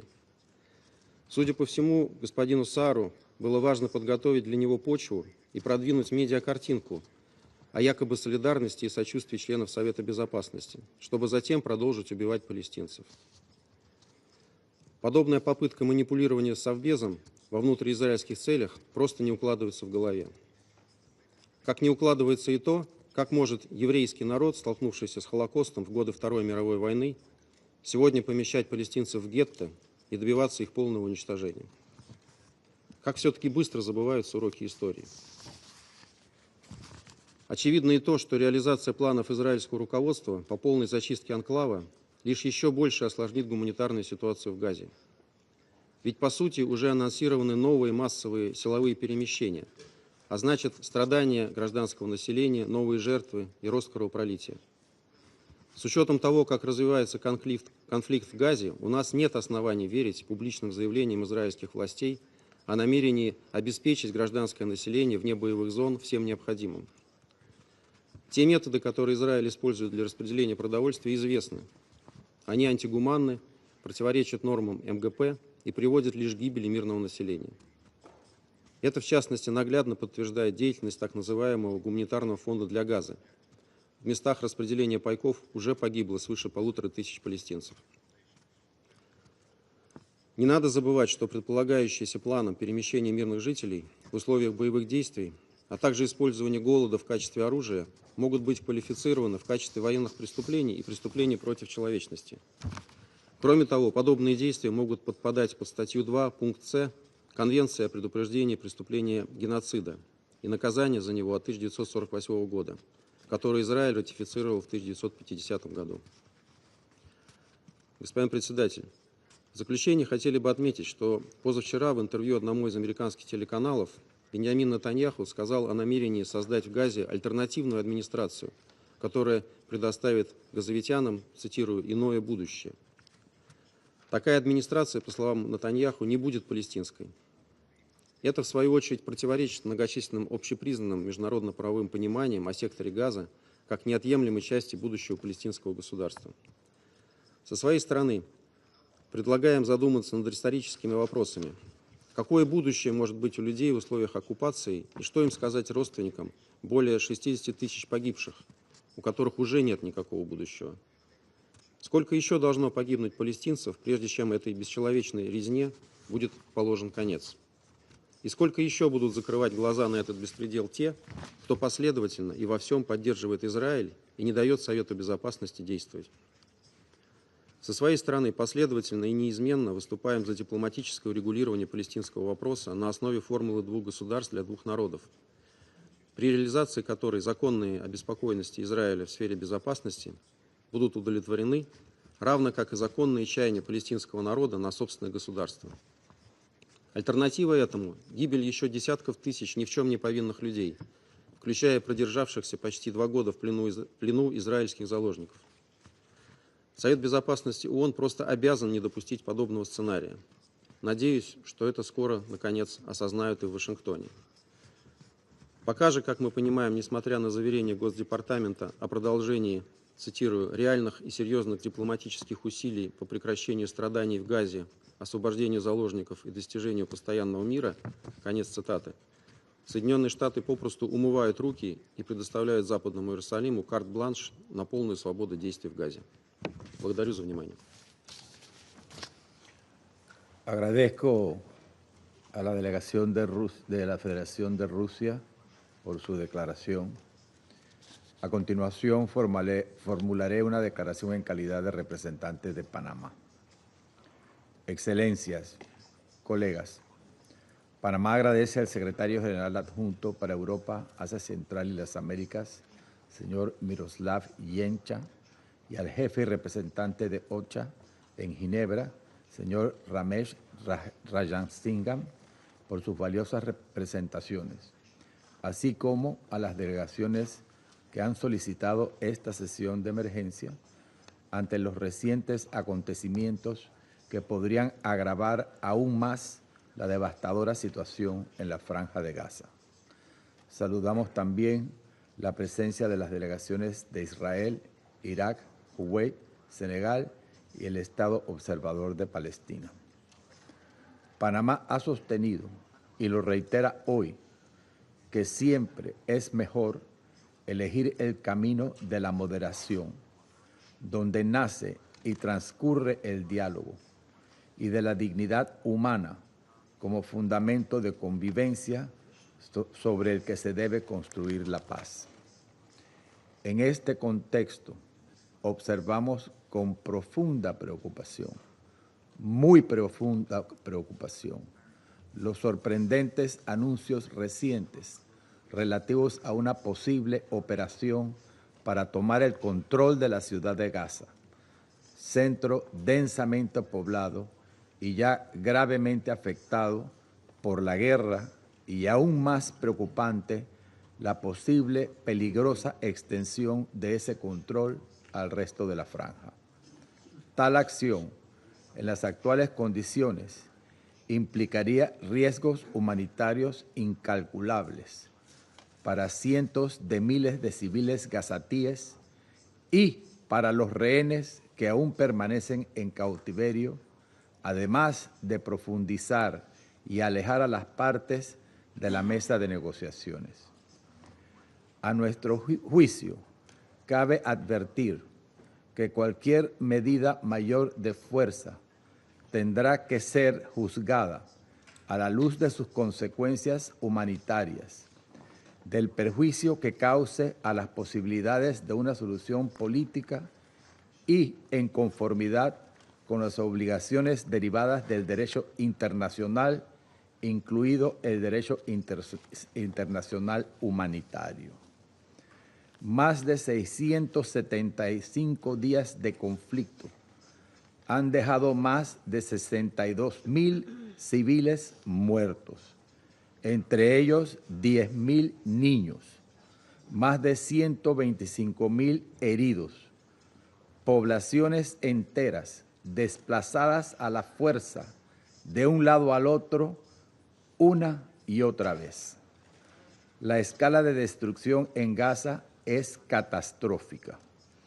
Hospitales y escuelas colapsados, barrios reducidos a escombros, millones de personas sufriendo hambre y sed, que deja generaciones enteras marcadas por la violencia. Esta trágica realidad demuestra que la opción exclusiva de la fuerza no ha ofrecido una salida a la guerra actual y que ésta no ha resuelto las causas de fondo que arrastran este conflicto desde hace 8 décadas. Por el contrario, la opción de la fuerza ha reforzado la lógica de los extremos, alimentando un ciclo de violencia que bloquea cualquier camino hacia la solución política viable. Con los ataques del 7 de octubre, Hamas provocó esta guerra con el asesinato y secuestro de civiles inocentes, apostando al extremismo como su única y cruel estrategia. Ese es el terreno donde busca sostenerse, porque sabe que en la guerra puede prolongar su existencia e impedir avances hacia la paz. Precisamente por ello, no se debe permitir que la narrativa de los extremos se imponga en el terreno. Actuar con la mesura que este momento exige no equivale a debilidad frente al extremismo cruel de Hamas. Proyectaría una voluntad política que rompe con la lógica belicista que ha dominado esta crisis y abre un espacio para proteger vidas y avanzar hacia una solución sostenible. Pese al estancamiento prolongado de las negociaciones, consideramos que no hay otra vía distinta a la de la moderación y el diálogo, que ya ha demostrado resultados concretos, aunque lamentablemente temporales, pero en beneficio de los civiles. Alentamos a los actores que mantienen canales de comunicación establecidos con las partes a redoblar sus esfuerzos de mediación para alcanzar un alto al fuego sostenible, facilitar la liberación inmediata, digna e incondicional de los rehenes y garantizar el acceso adecuado, seguro y continuo de la vital ayuda humanitaria. La experiencia de los días en que estuvo vigente la tregua, aunque frágil, demostró que es posible detener el sufrimiento humano, permitir la entrega de asistencia vital sin restricciones y avanzar en la liberación de todos los poderes aún en poder de Hamas, cuyas acciones condenamos otra vez. Excelencias, la población civil en Gaza no necesita más fuego, necesita agua, medicinas, alimentos y protección. Necesita ser liberada de la violencia, de las bombas, de la muerte, de la sangre, de los túneles de miedo, de la tortura y del hambre. Para ello se requieren decisiones y acciones distintas que vislumbren salidas políticas a un estancamiento cruel que ha prolongado el sufrimiento durante demasiado tiempo. Esas acciones deben apoyarse en los mecanismos humanitarios existentes y en la capacidad comprobada de las agencias de las Naciones Unidas para asistir de forma eficaz y neutral. Panamá valora profundamente y respalda la labor que continúan desempeñando en condiciones extremas las agencias de las Naciones Unidas y otros actores humanitarios sobre el terreno. Instamos a que se garantice plenamente su protección, así como las condiciones necesarias para que puedan operar de manera segura, sostenida y sin restricciones. Panamá reafirma su compromiso con una solución política que garantice la dignidad humana, la humanidad, la paz y la seguridad tanto para israelíes como para palestinos. Muchas gracias.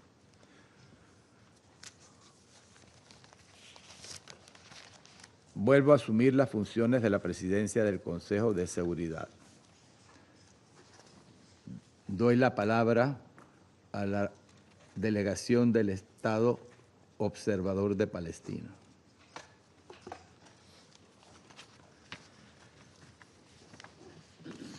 Thank you, Mr. President, for convening this meeting based on a request supported by nearly every member of the Security Council to address the grave situation in Gaza and further shocking developments. Allow me also to thank ASG Yancha for his report and also Mr. Raja Singham for his briefing. Mr. President, Israel is killing Palestine in Gaza. That is its objective. And there, over 2 million victims are enduring unbearable agony that the human mind can barely comprehend. We are not allowed to fail them any longer. We do not have the luxury to feel guilt or shame. We owe them to act now to stop this genocide. Mr. President, there is something undeniable. Israel does not care about what we say, what you say. It is obvious. The only thing that matters now is what we do. What will force Israel to change course is our ability to transform justified condemnation into just actions. And history will judge us all. We appreciate the description of almost all of you of the deepness of the pain and the tragedy that our people is enduring. While this is okay, it is not sufficient. You have to act. You have to do something about it. You have to stop it.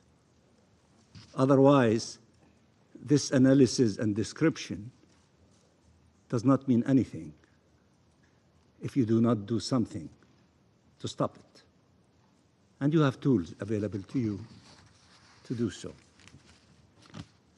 Mr. President, there is an international plan adopted by the International High-Level Conference in Palestine, co-chaired by Saudi Arabia and France, that starts with ending the use of starvation as a weapon of war and ending the war on Gaza through a ceasefire, the release of the hostages and prisoners, a massive surge of humanitarian aid to the Palestinian people in coordination and leadership, in coordination with and leadership of the United Nations, and in line with humanitarian principles and the full withdrawal of Israel from Gaza. The plan further foresees the Palestinian National Authority resuming its sole governmental and security duties in the Gaza Strip with regional and international support, and Hamas handing over its weapons to the Palestinian National Authority in the context of an end to the war and in line with the objective of an independent Palestinian state. It sets forth an irreversible pathway to an independent and sovereign Palestinian state leading to shared peace and security and regional integration. Many of you referred to the results of that historic international conference about 2 weeks ago here in the General Assembly. If Israel's concerns was actually the end of Hamas rule or Hamas disarming, if its concern was actually security, it would have rallied this plan and should have been happy to see this plan adopted by almost the entire international community.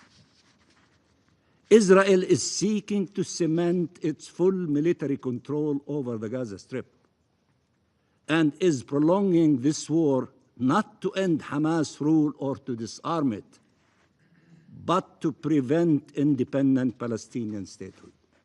That is the truth. The Israeli government has said that clearly over and over again. Somebody was referring to the statement of Prime Minister Netanyahu. He doesn't want to see a Palestinian governing body overlooking the affairs over Gaza, but somebody else, not Palestinians. He said it. It's not a secret. It's not an accusation. It's a fact. Israel proved long ago it was not concerned by the fate of the hostages. Look at the tens of thousands demonstrating in Tel Aviv and other cities, demanding immediate ceasefire and seriously concerned if this insanity to take place against our people in the Gaza Strip, then this is the execution or the death of the hostages, because that is the position of the families and the tens of thousands who are demonstrating in Tel Aviv. This latest decision is some more blatant demonstration of that. The Israeli government dehumanized and demonized Palestinians to such an extent that its genocide against them through mass killing and starvation, including of children, is not opposed in Israel by some is only opposed in Israel by some brave voices. Israel proved long ago that its goal is the destruction of the Palestinian people through forced transfer and massacres to facilitate its annexation of our land. If some people believe what Prime Minister Netanyahu said yesterday and today, that there is a huge global lie that there is no starvation in Gaza, and the two gentlemen from the leadership of the UN is also participating in spreading lies, then why don't you, the Security Council, go to the Security Council, take with you 100 journalists from your countries and other countries to verify exactly what is happening in Gaza. If he's so sure of this global conspiracy about the lie, let him prove it, invite you, allow you to go to the Gaza Strip and see exactly what is happening there. Take journalists with you so that you can verify exactly what is happening in Gaza. Because I think Mr. Netanyahu, in spite of all of the effort that he is putting with his government, he doesn't have credibility. He did not convince almost all of you and tens of countries outside this chamber from his narrative, and the narrative of his government, and the narrative of his foreign minister who came trying to manipulate a humanitarian story of a captive and the pain of that caused to that family, and he failed in trying to convince you to forget about the pain of the Palestinian people. Such illegal and immoral plans cannot be met with only outrage. That would not be sufficient. They require the mobilization of all the tools available to stop them, and we really appreciate the massive reaction from almost all countries in all corners of the globe, whether Arab and Muslim countries, or European countries, or countries that are sitting around this table in condemning, as 5 of them stood outside this chamber in a brave way and principled way, not to please anyone, not to reward anyone, but to act on the basis of principles and conviction in condemning this plan by the Israeli government and demanding that they stop this plan, not to allow it to be implemented and to reconsider.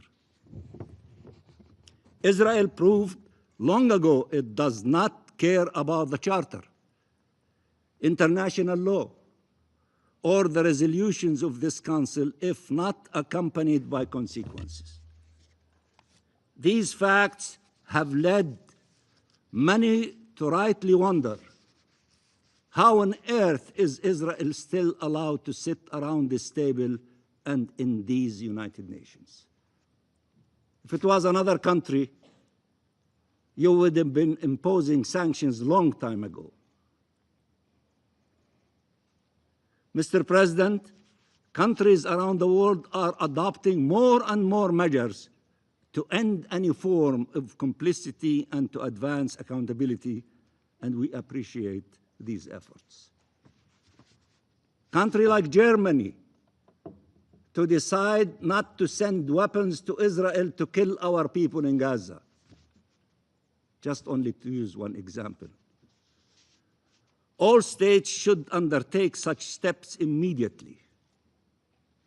Of course, it would be wonderful if you implement your resolutions, and would be excessively wonderful if you adopt additional resolutions with measures. But if these are not possible, act in your national capacity. You have tools available to you, in addition to the tools available to the Security Council, but you have tools available to you in your national capacity. Many of you are using them. I urge others to use them, and to ask others to do many other things, including the recognition of the State of Palestine. All states should undertake such steps immediately, but in the face of such contempt and of 2 million lives being destroyed, of people, children, killed, maimed, displaced, starved, humiliated, mutilated, buried alive, burnt alive, abducted, tortured, orphaned, perverted, shattered, torn apart, the measures taken do not match the level of the crimes committed so as to truly deter them. Mr. President, 2 million people continue to endure pain and agony that no human or nation should ever be forced to. They matter. Every single one of them matters, and no one matters more than them. The position of Palestine is unequivocal. We reject all harm to civilians, and our civilians are not less civilians. Their lives are not less worthy. We have never justified and always rejected harming Israeli civilians, killing them or taking them hostage. But we reject any attempt to justify the massacres committed by Israel against Palestinian civilians, or its abduction of thousands of Palestinians, or its starvation policy, or its displacement policy, or its annexation policy. There is no justification whatsoever for such brutality, such impunity. We have called for a ceasefire over and over again, and we were clear that Hamas must work with the mediators to remove any obstacle to excuse that would prolong this war. We appreciate the efforts by Egypt, Qatar, and the United States in this regard. We presented plans and proposals and cooperated with every effort to facilitate an agreement to end the war on our people, while reiterating clearly that the absence of such an agreement in no way allows Israel to pursue its war of atrocities against the Palestinian people, including these plans of trying to expel 1 million people from the Gaza City and to have a number of divisions of the Israeli army to control all corners of the Gaza Strip. Neither a ceasefire agreement was reached, nor the massacres stopped. The devastation of our people, the annihilation of life in Gaza continues as we speak. Therefore, given Netanyahu's insistence to pursue this genocide, to destroy our people through death and displacement, to annex our land, to destroy Palestine, and with it, any chance for peace, this Council must act under Chapter 7 to deprive Israel of the means to pursue this war of atrocities. And I appreciate that a number of you refer to that explicitly, and others refer to it by implication. To hold it accountable for its crimes and to send an immediate international protection force to save the Palestinian people from certain death. There is no doubt that it is Israel's impunity that led to Israelis' insanity. And as the world said clearly, that nothing that Israel did before the 7th of October could justify harming Israeli civilians on the 7th of October. Nothing that Hamas did on the 7th of October can justify harming Palestinian civilians since. As long as Israel is above the law, it will act as an outlaw state. Mr. President, as they have for over 20 years since the Arab Peace Initiative, the region and Palestine are making the choice of peace. I said it loudly and clearly last few days ago in my statement that Ambassador Samuel referred to. In spite of the pain, in spite of the hardship, in spite of the insanity, in spite of people are not maybe thinking logically, we're not losing our minds or allowing our heart to dictate our decisions. We extend our hand in the direction of peace. We accept the declaration that was adopted by the majority of nations during that historic conference on the two-state solution. And we urge those who have not joined to send their letters to the two co-chairs, Saudi Arabia and France, declaring their commitment and abiding by the declaration of the 19 leaders of this conference, the two co-chairs and the 17 co-chairs of the round tables. Peace is much better for everyone than war. We don't need no more wars. We need to stop the killing, the occupation, devastation, hostages, prisoners. We need to respond to the call of millions of people in all corners of the globe, in all capitals, who are saying, peace now, ceasefire now, release of hostages and prisoners now, stop the starvation, send food and medicine and water up to scale to the Palestinian people in the Gaza Strip, allow for the reconstruction of Gaza, allow for the implementation of the two-state solution by beginning with ending this illegal occupation, the independence of the state of Palestine with East Jerusalem as its capital, and therefore to have the two-state solution as a reality on the ground. This option is much better than the option of what Netanyahu and his government are planning to do against our people in the Gaza Strip, as if what's happening to them is not enough. They want to add more devastation, more agony, more pain. They want to erase them from the face of earth. And we will not allow them to do that, and you should not allow them to do that. We are willing to work with the US administration, Saudi Arabia, and France, and the members of this council and other regional and international partners to bring this war on our people to an end now. To end the bloodshed and the suffering now and once and for all. To achieve freedom and shared peace, security and prosperity. We have a duty to act and cannot waver. Your actions today will determine the fate of millions of people tomorrow, at least those who would have survived by then, and the fate of our region for generations to come. And I thank you very much, Mr. President. Agradezco a la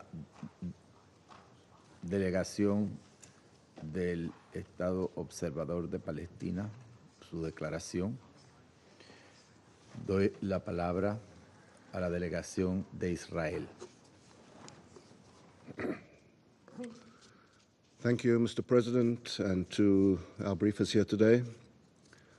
Despite some extraordinary and brazen language and statements we heard here, I will, however, attempt to address the supposed reason for the convening of this meeting. On Thursday night, Israel's Security Cabinet approved the Prime Minister's proposal to defeat the Iran-backed Hamas terrorist organization. This is the same organization responsible for the October 7th attack, currently holding 50 hostages under unimaginable conditions, and remaining the sole source of suffering for for the population in Gaza. The IDF is preparing to take control of Gaza City while ensuring humanitarian assistance flows to civilians outside combat zones and away from the reach of Hamas. This is not conquest. Israel has no plans or desire to permanently occupy Gaza. This is liberation from a brutal terror regime. As our briefer stated earlier, I wish to reiterate the principles, the 5 clear principles that the Israeli Security Cabinet adopted for concluding the war. 1, the disarming of Hamas. 2, the return of all our hostages, both living and deceased. 3, the demilitarization of the Gaza Strip. 4, Israeli security control in the Gaza Strip. 5, the establishment of a non-Israeli peaceful civil administration governed neither by Hamas nor the Palestinian Authority. This is the only way to ensure a better future for Israelis and Palestinians alike. Prime Minister Netanyahu has made it clear. Israel's goal is not to take over Gaza, but to free Gaza from Hamas and enable a peaceful government to rise in its place. This is the path to stability. This is the path to peace. Hamas's repeated refusal to agree to ceasefire arrangements, together with the horrific images of Eviatar David and Rom Braslavsky, exposing yet another aspect of the organization's monstrosity, make it clear that Hamas will not relinquish its control over Gaza through peaceful means. Nonetheless, despite a broad international consensus that Hamas cannot remain in power, and despite clear evidence of its refusal to give up control, parts of the international community continue to oppose Israel's efforts to act against Hamas. This position is both contradictory and difficult to reconcile with the stated goal of ending Hamas's rule. Some who criticize Israel make sure to call for the unconditional release of the hostages merely to clear their conscience. But how can one ignore the fact that Hamas is exploiting the hostages and the Gazan population to maintain its position, benefiting from attempts to pressure Israel and from the willingness of some countries to recognize a Palestinian state? As Secretary of State Rubio said, talks with Hamas fell apart on the day President Macron made the unilateral decision that he's going to recognize the Palestinian state. Those messages, largely symbolic in their minds, actually have made it harder to get peace and harder to achieve a deal with Hamas. As was mentioned before, Hamas itself has even admitted this. The pressure should not be placed on Israel, who suffered the most horrific attack against the Jewish people since the Holocaust, but on Hamas, in order to demand the immediate and unconditional release of our hostages. Yet, in a complete inversion of morality and logic, this body has urgently convened to chastise the one democracy in the Middle East, the nation standing on the front line of the battle against radical extremist terrorism. If this body truly believes in justice and morality, then let your urgency be directed where it belongs, towards dismantling Hamas, towards freeing our hostages, toward ensuring that such atrocities never happen again. Anything less is not urgency, it is hypocrisy. I thank you, Mr. President. Agradezco la delegación de Israel su declaración. Doy la palabra a la delegación de Irak. سيد الرئيس، أود أن ألقي هذا البيان نيابة عن المجموعة العربية، وبداية أغتنم الفرصة لإعراب عن تهنئتكم على تولي رئاسة مجلس الأمن لهذا الشهر، والشكر لإتاحة الفرصة لنا للإدلاء بهذا البيان. كما نتقدم بالشكر للسيد جينكا والسيد راجا سينكام على إحاطتهما القيمة. تمر المنطقة الشرق الأوسط بمرحلة حرجة في ظل الحرب الوحشية والعدوانية التي تشنها إسرائيل على قطاع غزة، وما نجم عنها من مأساة إنسانية متفاقمة يعاني منها سكان القطاع الذين يتجاوز عددهم 2,000,000 شخص، معظمهم من النساء والأطفال. ويلاحظ العالم المشاهد المؤلمة التي يندي لها جبين الإنسانية أمام صور المدنيين الذين أنهكهم الجوع والحصار، وصور الذين يتعرضون للقتل وهم ينتظرون الحصول على وجبة يسدون بها رمق أطفالهم. وفي ظل هذه النتائج بالغة الخطورة للسياسات الإسرائيلية، تلقى العالم القرار الخطير الذي اتخذته الحكومة الإسرائيلية باجتياح قطاع غزة وفرض السيطرة الكاملة عليه. تدين المجموعة العربية بأشد العبارات الخطة التي أقرها المجلس الوزاري المصغر التي تستهدف لترسيخ احتلالها لقطاع غزة وتوسع السيطرة العسكرية عليه بالكامل، باعتبارها استمراراً للخروقات الإسرائيلية الجسيمة للقانون الدولي والقانون الدولي الإنساني، وتقويضاً واضحاً للحلول السلمية وحق الشعب الفلسطيني غير قابل للتصرف في إقامة دولته المستقلة وعاصمتها القدس. تعتبر المجموعة العربية الإعلان الداعي إلى فرض ما يسمى بالسيادة الإسرائيلية على الضفة الغربية المحتلة خرقاً سافراً ومرفوضاً للقانون الدولي، وانتهاكاً صارخاً لقرارات مجلس الأمن ذات الصلة التي تؤكد بطلان جميع الإجراءات والقرارات التي تهدف إلى شرعنة الاحتلال، بما في ذلك الأنشطة الاستيطانية في الأراضي الفلسطينية المحتلة منذ عام 1967. إن إسرائيل لا تملك أي سيادة على الأرض الفلسطينية المحتلة، وإن هذا التحرك الإسرائيلي الأحادي لا يترتب عليه أي أثر قانوني، ولا يمكن أن يغير من الوضع القانوني للأراضي الفلسطينية المحتلة وفي مقدمتها القدس التي تبقى جزءاً لا يتجزأ من تلك الأرض. إن مثل هذه الإجراءات من شأنها فقط تأجيج التوتر المتزايد في المنطقة والذي تتفاقم بسبب العدوان الإسرائيلي على قطاع غزة وما خلفه من كارثة إنسانية في القطاع.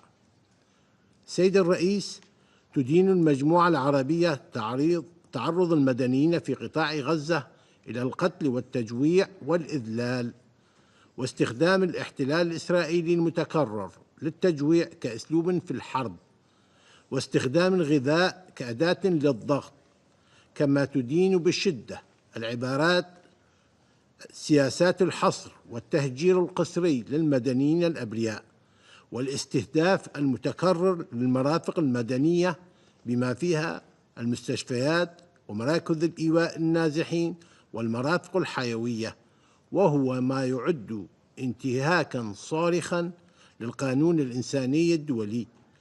وتطالب المجموعة العربية المجتمع الدولي بالتحرك الفوري لوقف العدوان والاعتراف بكارثة والمجاعة الحاصلة في قطاع غزة وكسر الحصار المرفوض على القطاع، وضمان وصول المساعدات الإنسانية والإغاثة الطبية منه، ودخول المنظمات الدولية إلى القطاع وحماية طواقمهما وتمكينها من القيام بدورها بشكل كامل، ودعم وكالات الأمم المتحدة لإغاثة وتشغيل اللاجئين الفلسطينيين الأونروا، وتفعيل آليات المساءلة الدولية تجاه الجرائم الإسرائيلية. وترحب المجموعة العربية بالتزام دولة قطر وجمهورية مصر العربية لاستكمال جهودهما الحثيثة مع الولايات المتحدة في ملف الوساطة بقطاع غزة من أجل الوصول إلى اتفاق شامل وفوري لوقف إطلاق النار يضع حداً للحرب وينهي المعاناة الإنسانية في القطاع، ويضمن حماية المدنيين وتبادل المحتجزين والأسرى، ويمهد لإنهاء الأزمة وإطلاق جهود التعافي وإعادة الإعمار.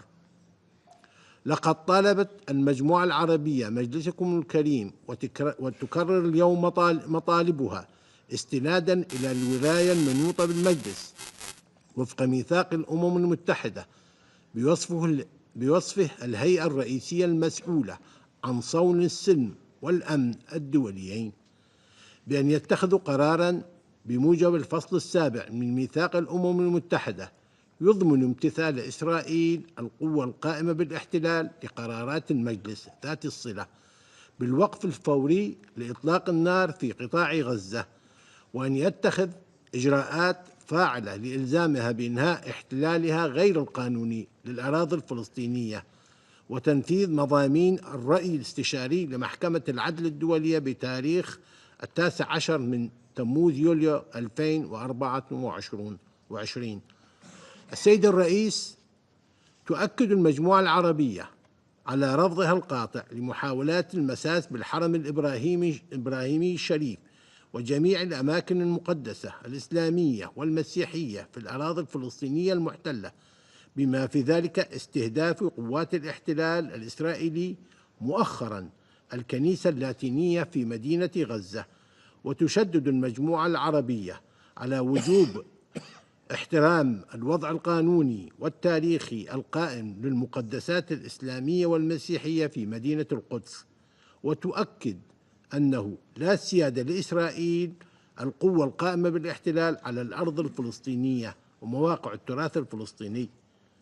وفي هذا الصدد تدين المجموعة العربية بشدة اقتحام عشرات المستوطنين الإسرائيليين يتقدمهم وزير الأمن القومي في حكومة الاحتلال باحات المجلس الأقصى المبارك، وكذلك تدين بشدة مخطط الاحتلال الإسرائيلي لنقل سلطة إدارة الحرم الإبراهيمي الشريف والإشراف عليه من وزارة الأوقاف والشؤون الدينية الفلسطينية وبلدية الخليل إلى المجلس الديني اليهودي في مستوطنة كريات 4. وتعد هذه الإجراءات انتهاكات صارخة للقوانين الدولية والقرارات الشرعية الدولية واستفزازا لمشاعر المسلمين حول العالم. وتحذر المجموعة العربية من أن استمرار تلك الانتهاكات سينتج عنه توسيع دائرة العنف في المنطقة. وتدعو المجموعة العربية المجتمع الدولي إلى تحمل مسؤوليته الأخلاقية والقانونية لحماية المقدسات الدينية الفلسطينية والالتزام سلطات الاحتلال الإسرائيلي بوقف مخططاته الإجرامية الهادفة لطمس الهوية الأصيلة للشعب الفلسطيني. تؤكد المجموعة العربية على أن استخدام القوة يؤدي إلى مزيد من القتل والدمار والمآسي، ولن يؤدي إلى السلام، ولا بديل عن إقامة العدالة للشعب الفلسطيني وتحقيق التسوية العادلة والشاملة والدائمة للقضية الفلسطينية وفق مبادئ القانون الدولي وقرارات الشرعية الدولية. وتعيد المجموعة العربية تأكيد التمسك بسلام عادل وشامل كخيار استراتيجي لإنهاء الاحتلال وحل الصراع العربي الإسرائيلي وفق القوانين الدولية وقرارات الشرعية الدولية بما فيها القرارات 242 وقرار 338 و497 و1515 وأخيرا 2234. ومبدأ الأرض مقابل السلام ومبادرات السلام العربية لعام 2002 وإنهاء الاحتلال الاستعماري لأراضي الفلسطينية والعربية المحتلة بما فيها الجولان السورية المحتل والأراضي اللبنانية المحتلة، وتجسيد استقلال دولة فلسطين كاملة السيادة وعاصمتها القدس، واستعادة حقوق الشعب الفلسطيني غير قابل للتصرف بما فيها حقه في تقرير المصير وحق العودة وتعويض اللاجئين الفلسطينيين وحل قضيتهم وفق قرار الجمعية العامة رقم 194. وفي هذا الصدد فإن المؤتمر الدولي لتسوية القضية الفلسطينية بالوسائل السلمية الذي عقد الشهر الماضي برئاسة مشتركة من المملكة العربية السعودية وفرنسا قد جسد إرادة جماعية لدى المجتمع الدولي بمساهمة بشكل فعلي وجدي في دفع مسار التسوية السلمية للقضية الفلسطينية والالتزامات ملموسة نحو تسوية عادلة وشاملة ودائمة لهذه القضية. ويسهم في إحلال السلام والأمن والاستقرار في سائر المنطقة. وترحب المجموعة العربية بالبيان الصادر بتاريخ 21 من تموز يوليو 2025 عن عدد من الدول بشأن الوضع في الأراضي الفلسطينية المحتلة، وما تضمنه من مطالبة واضحة بإنهاء العدوان على قطاع غزة والوقف الفوري لسياسات الإبادة الجماعية، وإنهاء سياسات التجويع الممنهج، وضمان محاسبة مرتكبي الجرائم بحق الفلسطيني، وفرض عقوبات على الاحتلال الإسرائيلي وقاداته وميليشياته المستوطنين الإرهاب. كما ترحب المجموعة العربية بإعلان عدد من الدول عزمها الاعتراف بدولة فلسطين الشقيقة، وتعد ذلك خطوة إيجابية تنسجم مع الشرعية الدولية وقرارات مجلس الأمن ذات الصلة، ودعما مهما لحقوق المشروعة للشعب الفلسطيني الشقيق، بما يمكنه من تقرير مصيره وإقامة دولته المستقلة، ويساهم في تعزيز فرص تحقيق السلام العادل والشامل في المنطقة. وتجدد المجموعة العربية دعوة جميع الدول التي لم تعترف بعد بدولة فلسطين إلى اتخاذ خطوات مماثلة تعكس الالتزام بالقانون الدولي وتدعم الحقوق التاريخية والثابتة للشعب الفلسطيني الشقيق على أرضه. وشكرا لكم سيد الرئيس. Agradezco a la delegación de Irak su declaración.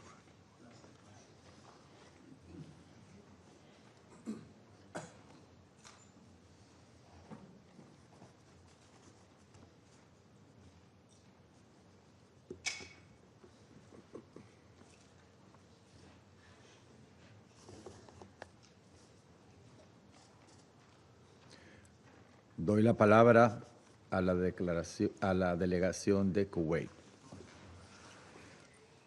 Bismillah ar-Rahman ar-Rahim. Gracias, señor presidente, y permíteme en primer lugar agradecerle la convocatoria de esta reunión y felicitarlo a usted y a su país por el asumo de la presidencia del Consejo de Seguridad.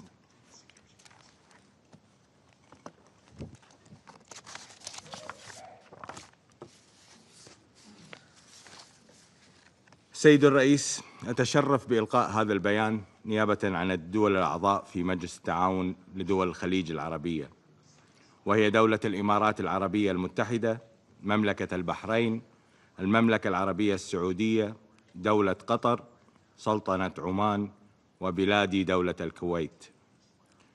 ونتقدم بالشكر لكل من السيد ميروسلاف جينكا الأمين العام المساعد للشؤون السياسية، والسيد رامش راغاسينغام رئيس وممثل مكتب الأمم المتحدة لتنسيق الشؤون الإنسانية في جنيف على إحاطاتهم القيمة. سيد الرئيس، نجدد تأكيدنا على موقفنا الثابت والمبدئي في دعم القضية الفلسطينية ورفض جميع أشكال الاحتلال والاستيطان، ونعرب عن بالغ قلقنا وإدانتنا القاطعة واستنكارنا الشديد للقرار الخطير الذي أعلنته الحكومة الإسرائيلية باجتياح قطاع غزة وفرض السيطرة الكاملة عليه، بما يحمله من تهديد مباشر لحياة أكثر من 2 مليون فلسطيني، معظمهم من النساء والأطفال، ويؤسس لمرحلة جديدة من الإبادة الجماعية والتهجير القسري، وينسف بشكل كامل أي فرص لتحقيق حل الدولتين، ويشكل انتهاكاً صارخاً للقوانين الدولية وميثاق الأمم المتحدة.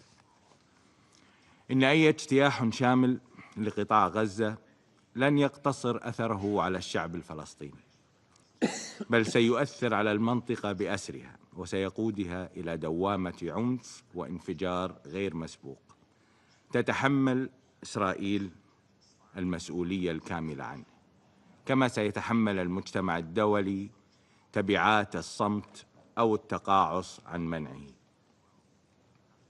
سيد الرئيس، إن المجتمع الدولي وفي طليعته مجلس الأمن مطالب بتحمل مسؤولياته القانونية والأخلاقية والتاريخية، وأن تكرار مشاهد الإبادة الجماعية أمام أعين هذا المجلس دون ردع حاسم يمثل إخفاقاً خطيراً للنظام الدولي، ويهدد بتجريد المجلس من دوره ومصداقيته، ولا سيما في هذه القضية، ويبعث برسالة مدمرة إلى الشعوب بأن القوانين الدولية تطبق بانتقائية.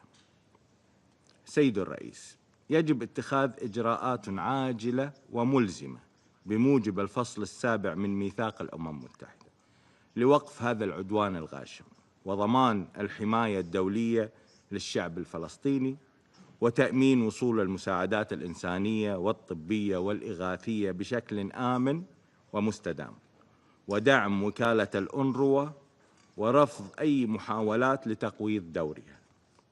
وفي هذا الإطار نثمن الجهود الحثيثة والمتواصلة التي تطلع بها دولة قطر وجمهورية مصر العربية بالتنسيق مع الولايات المتحدة الأمريكية من أجل التوصل إلى اتفاق شامل وفوري لوقف إطلاق النار ووقف العدوان وحماية المدنيين وضمان تبادل الأسرى والمحتجزين، وتهيئة الظروف لعودة النازحين إلى ديارهم، وتيسير دخول المساعدات الإنسانية بشكل آمن ودون عوائق. ونؤكد دعم دول مجلس التعاون لهذه المساعي وحرصنا على تعزيزها بالتنسيق مع الأطراف الإقليمية والدولية المعنية، بما يسهم في كسر دائرة العنف ويعيد إطلاق مسار سياسي جاد يحقق تطلعات الشعب الفلسطيني المشروعة. سيد الرئيس، لقد شهدنا جميعاً قبل فترة قصيرة انعقاد المؤتمر الدولي رفيع المستوى للتسوية السلمية للقضية الفلسطينية وتنفيذ حل الدولتين بقيادة المملكة العربية السعودية والجمهورية الفرنسية، والذي جسد إرادة المجتمع الدولي في إعادة إطلاق مسار سياسي جاد نحو إقامة الدولة الفلسطينية المستقلة على حدود 4 يونيو 1967 وعاصمتها القدس الشرقية، مرحبين بهذا الصدد اعتراف عدد من الدول الصديقة بالدولة الفلسطينية. إلا أن ومع ذلك تواصل إسرائيل القوة القائمة بالاحتلال سياساتها الأحادية المخالفة للقانون الدولي، متحدية إرادة المجتمع الدولي وناقضة التعهدات والجهود التي بذلت خلال هذا المؤتمر. كما ندين استمرار الانتهاكات الإسرائيلية في القدس والضفة الغربية، بما في ذلك التوسع الاستيطاني وعمليات الطرد والتهجير والاقتحامات المتكررة للأماكن المقدسة الإسلامية والمسيحية، ومحاولات تغيير الطابع التاريخي والقانوني القائم، وأن أي محاولة لفرض واقع استعماري جديد في قطاع غزة أو الضفة الغربية هي تقويض كامل لأساس حل الدولتين وتحويله من التزام دولي إلى سراب سياسي. ونحذر من أن استمرار هذه السياسات سيؤدي إلى اتساع دائرة العنف. سيد الرئيس، إننا في مجلس التعاون لدول الخليج العربية نؤكد أن الطريق الوحيد لتحقيق الأمن والسلام في المنطقة هو إنهاء الاحتلال الإسرائيلي للأراضي الفلسطينية والعربية المحتلة، وتجسيد استقلال دولة فلسطين كاملة السيادة، وضمان حقوق الشعب الفلسطيني غير القابلة للتصرف، وفي مقدمتها حقه في تقرير المصير والعودة والعيش بكرامة على أرضه وفقاً لقرارات مجلس الأمن ذات الصلة، ولا سيما القرارات 242 338 497 1515 و 2334، وكذلك تنفيذ ما ورد في حيثيات الرأي الاستشاري لمحكمة العدل الدولية الصادر بتاريخ 19 يوليو 2024. وفي الختام نوجه من هذا المنبر رسالة واضحة: إن إفلات إسرائيل من المحاسبة لم يعد مقبولاً، وأن استمرار العدوان على غزة يشكل اختباراً حقيقياً لمصداقية النظام الدولي وقدرته على حماية الشعوب والسلم والأمن الدوليين. وشكراً السيد الرئيس. Agradezco a la delegación de Kuwait su declaración. Doy ahora la palabra a la delegación de Senegal.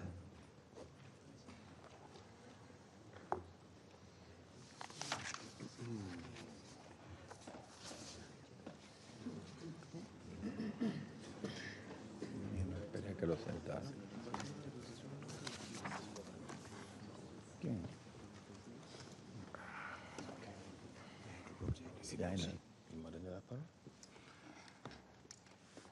Je vous remercie, Monsieur le Président.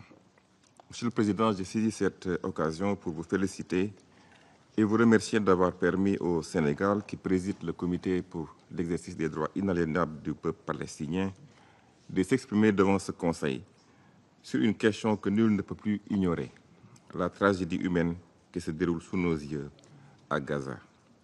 Je salue également les interventions éclairantes de M. Miroslav Jenka et de M. Ramsey Razazingam. Monsieur le Président, Mesdames et Messieurs, nous exprimons notre profonde indignation face à cette tragédie. Plus de 60 000 vies brisées, des destructions massives, une population affamée, dépossédée, prise au piège d'attaques militaires qui ne sont rien d'autre qu'une punition collective, cruelle et illégale. Face à l'armée israélienne, ce sont des civils désarmés. Nous devons opposer à la force destructive d'Israël la force crédible et inébranlable du droit. Après la conférence internationale sur la solution à deux États, l'annonce par Israël de la prise de contrôle total de Gaza, une violation flagrante du droit international et un défi direct à la conscience humaine. Si le monde reste spectateur, nous ne serons pas seulement témoins d'une occupation illégale. Nous assisterons à l'effacement d'une dignité humaine, à la perpétration d'un crime d'apartheid et au déroulement d'un génocide. Le Sénégal condamne avec force les attaques contre les lieux saints, musulmans comme chrétiens, y compris l'Église de la Sainte Famille, et les intrusions provocatrices dans la cour de la mosquée d'Al-Aqsa. La communauté internationale doit protéger Al-Aqsa et préserver le caractère sacré de Jérusalem.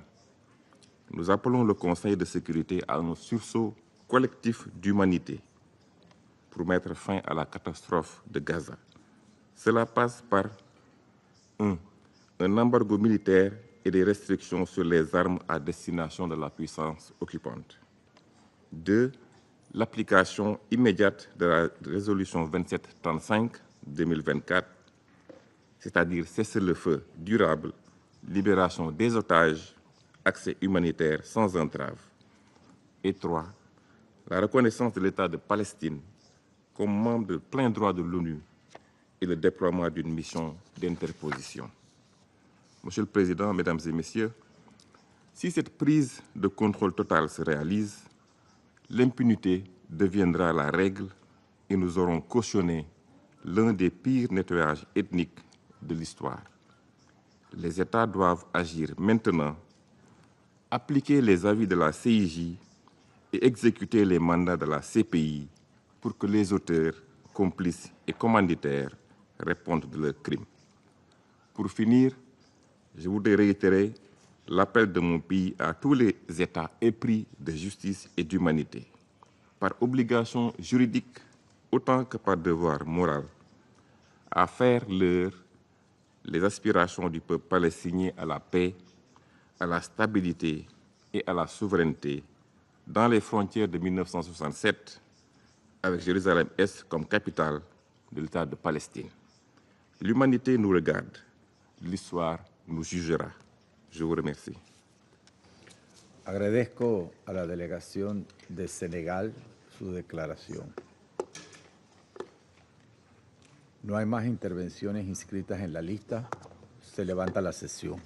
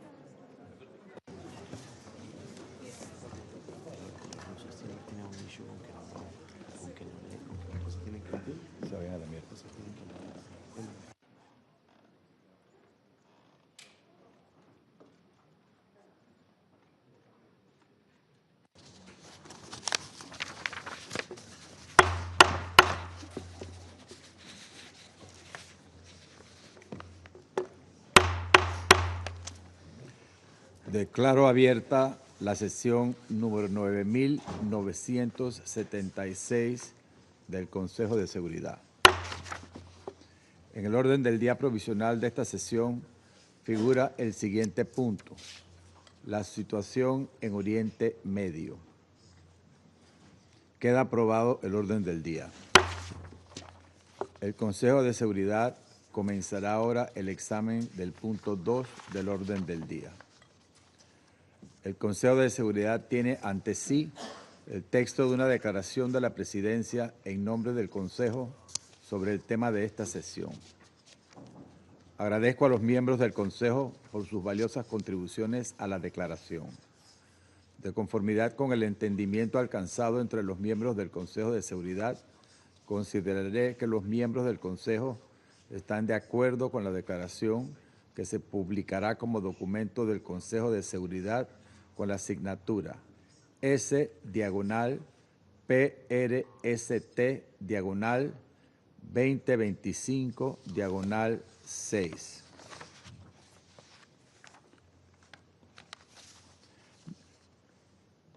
Se levanta la sesión.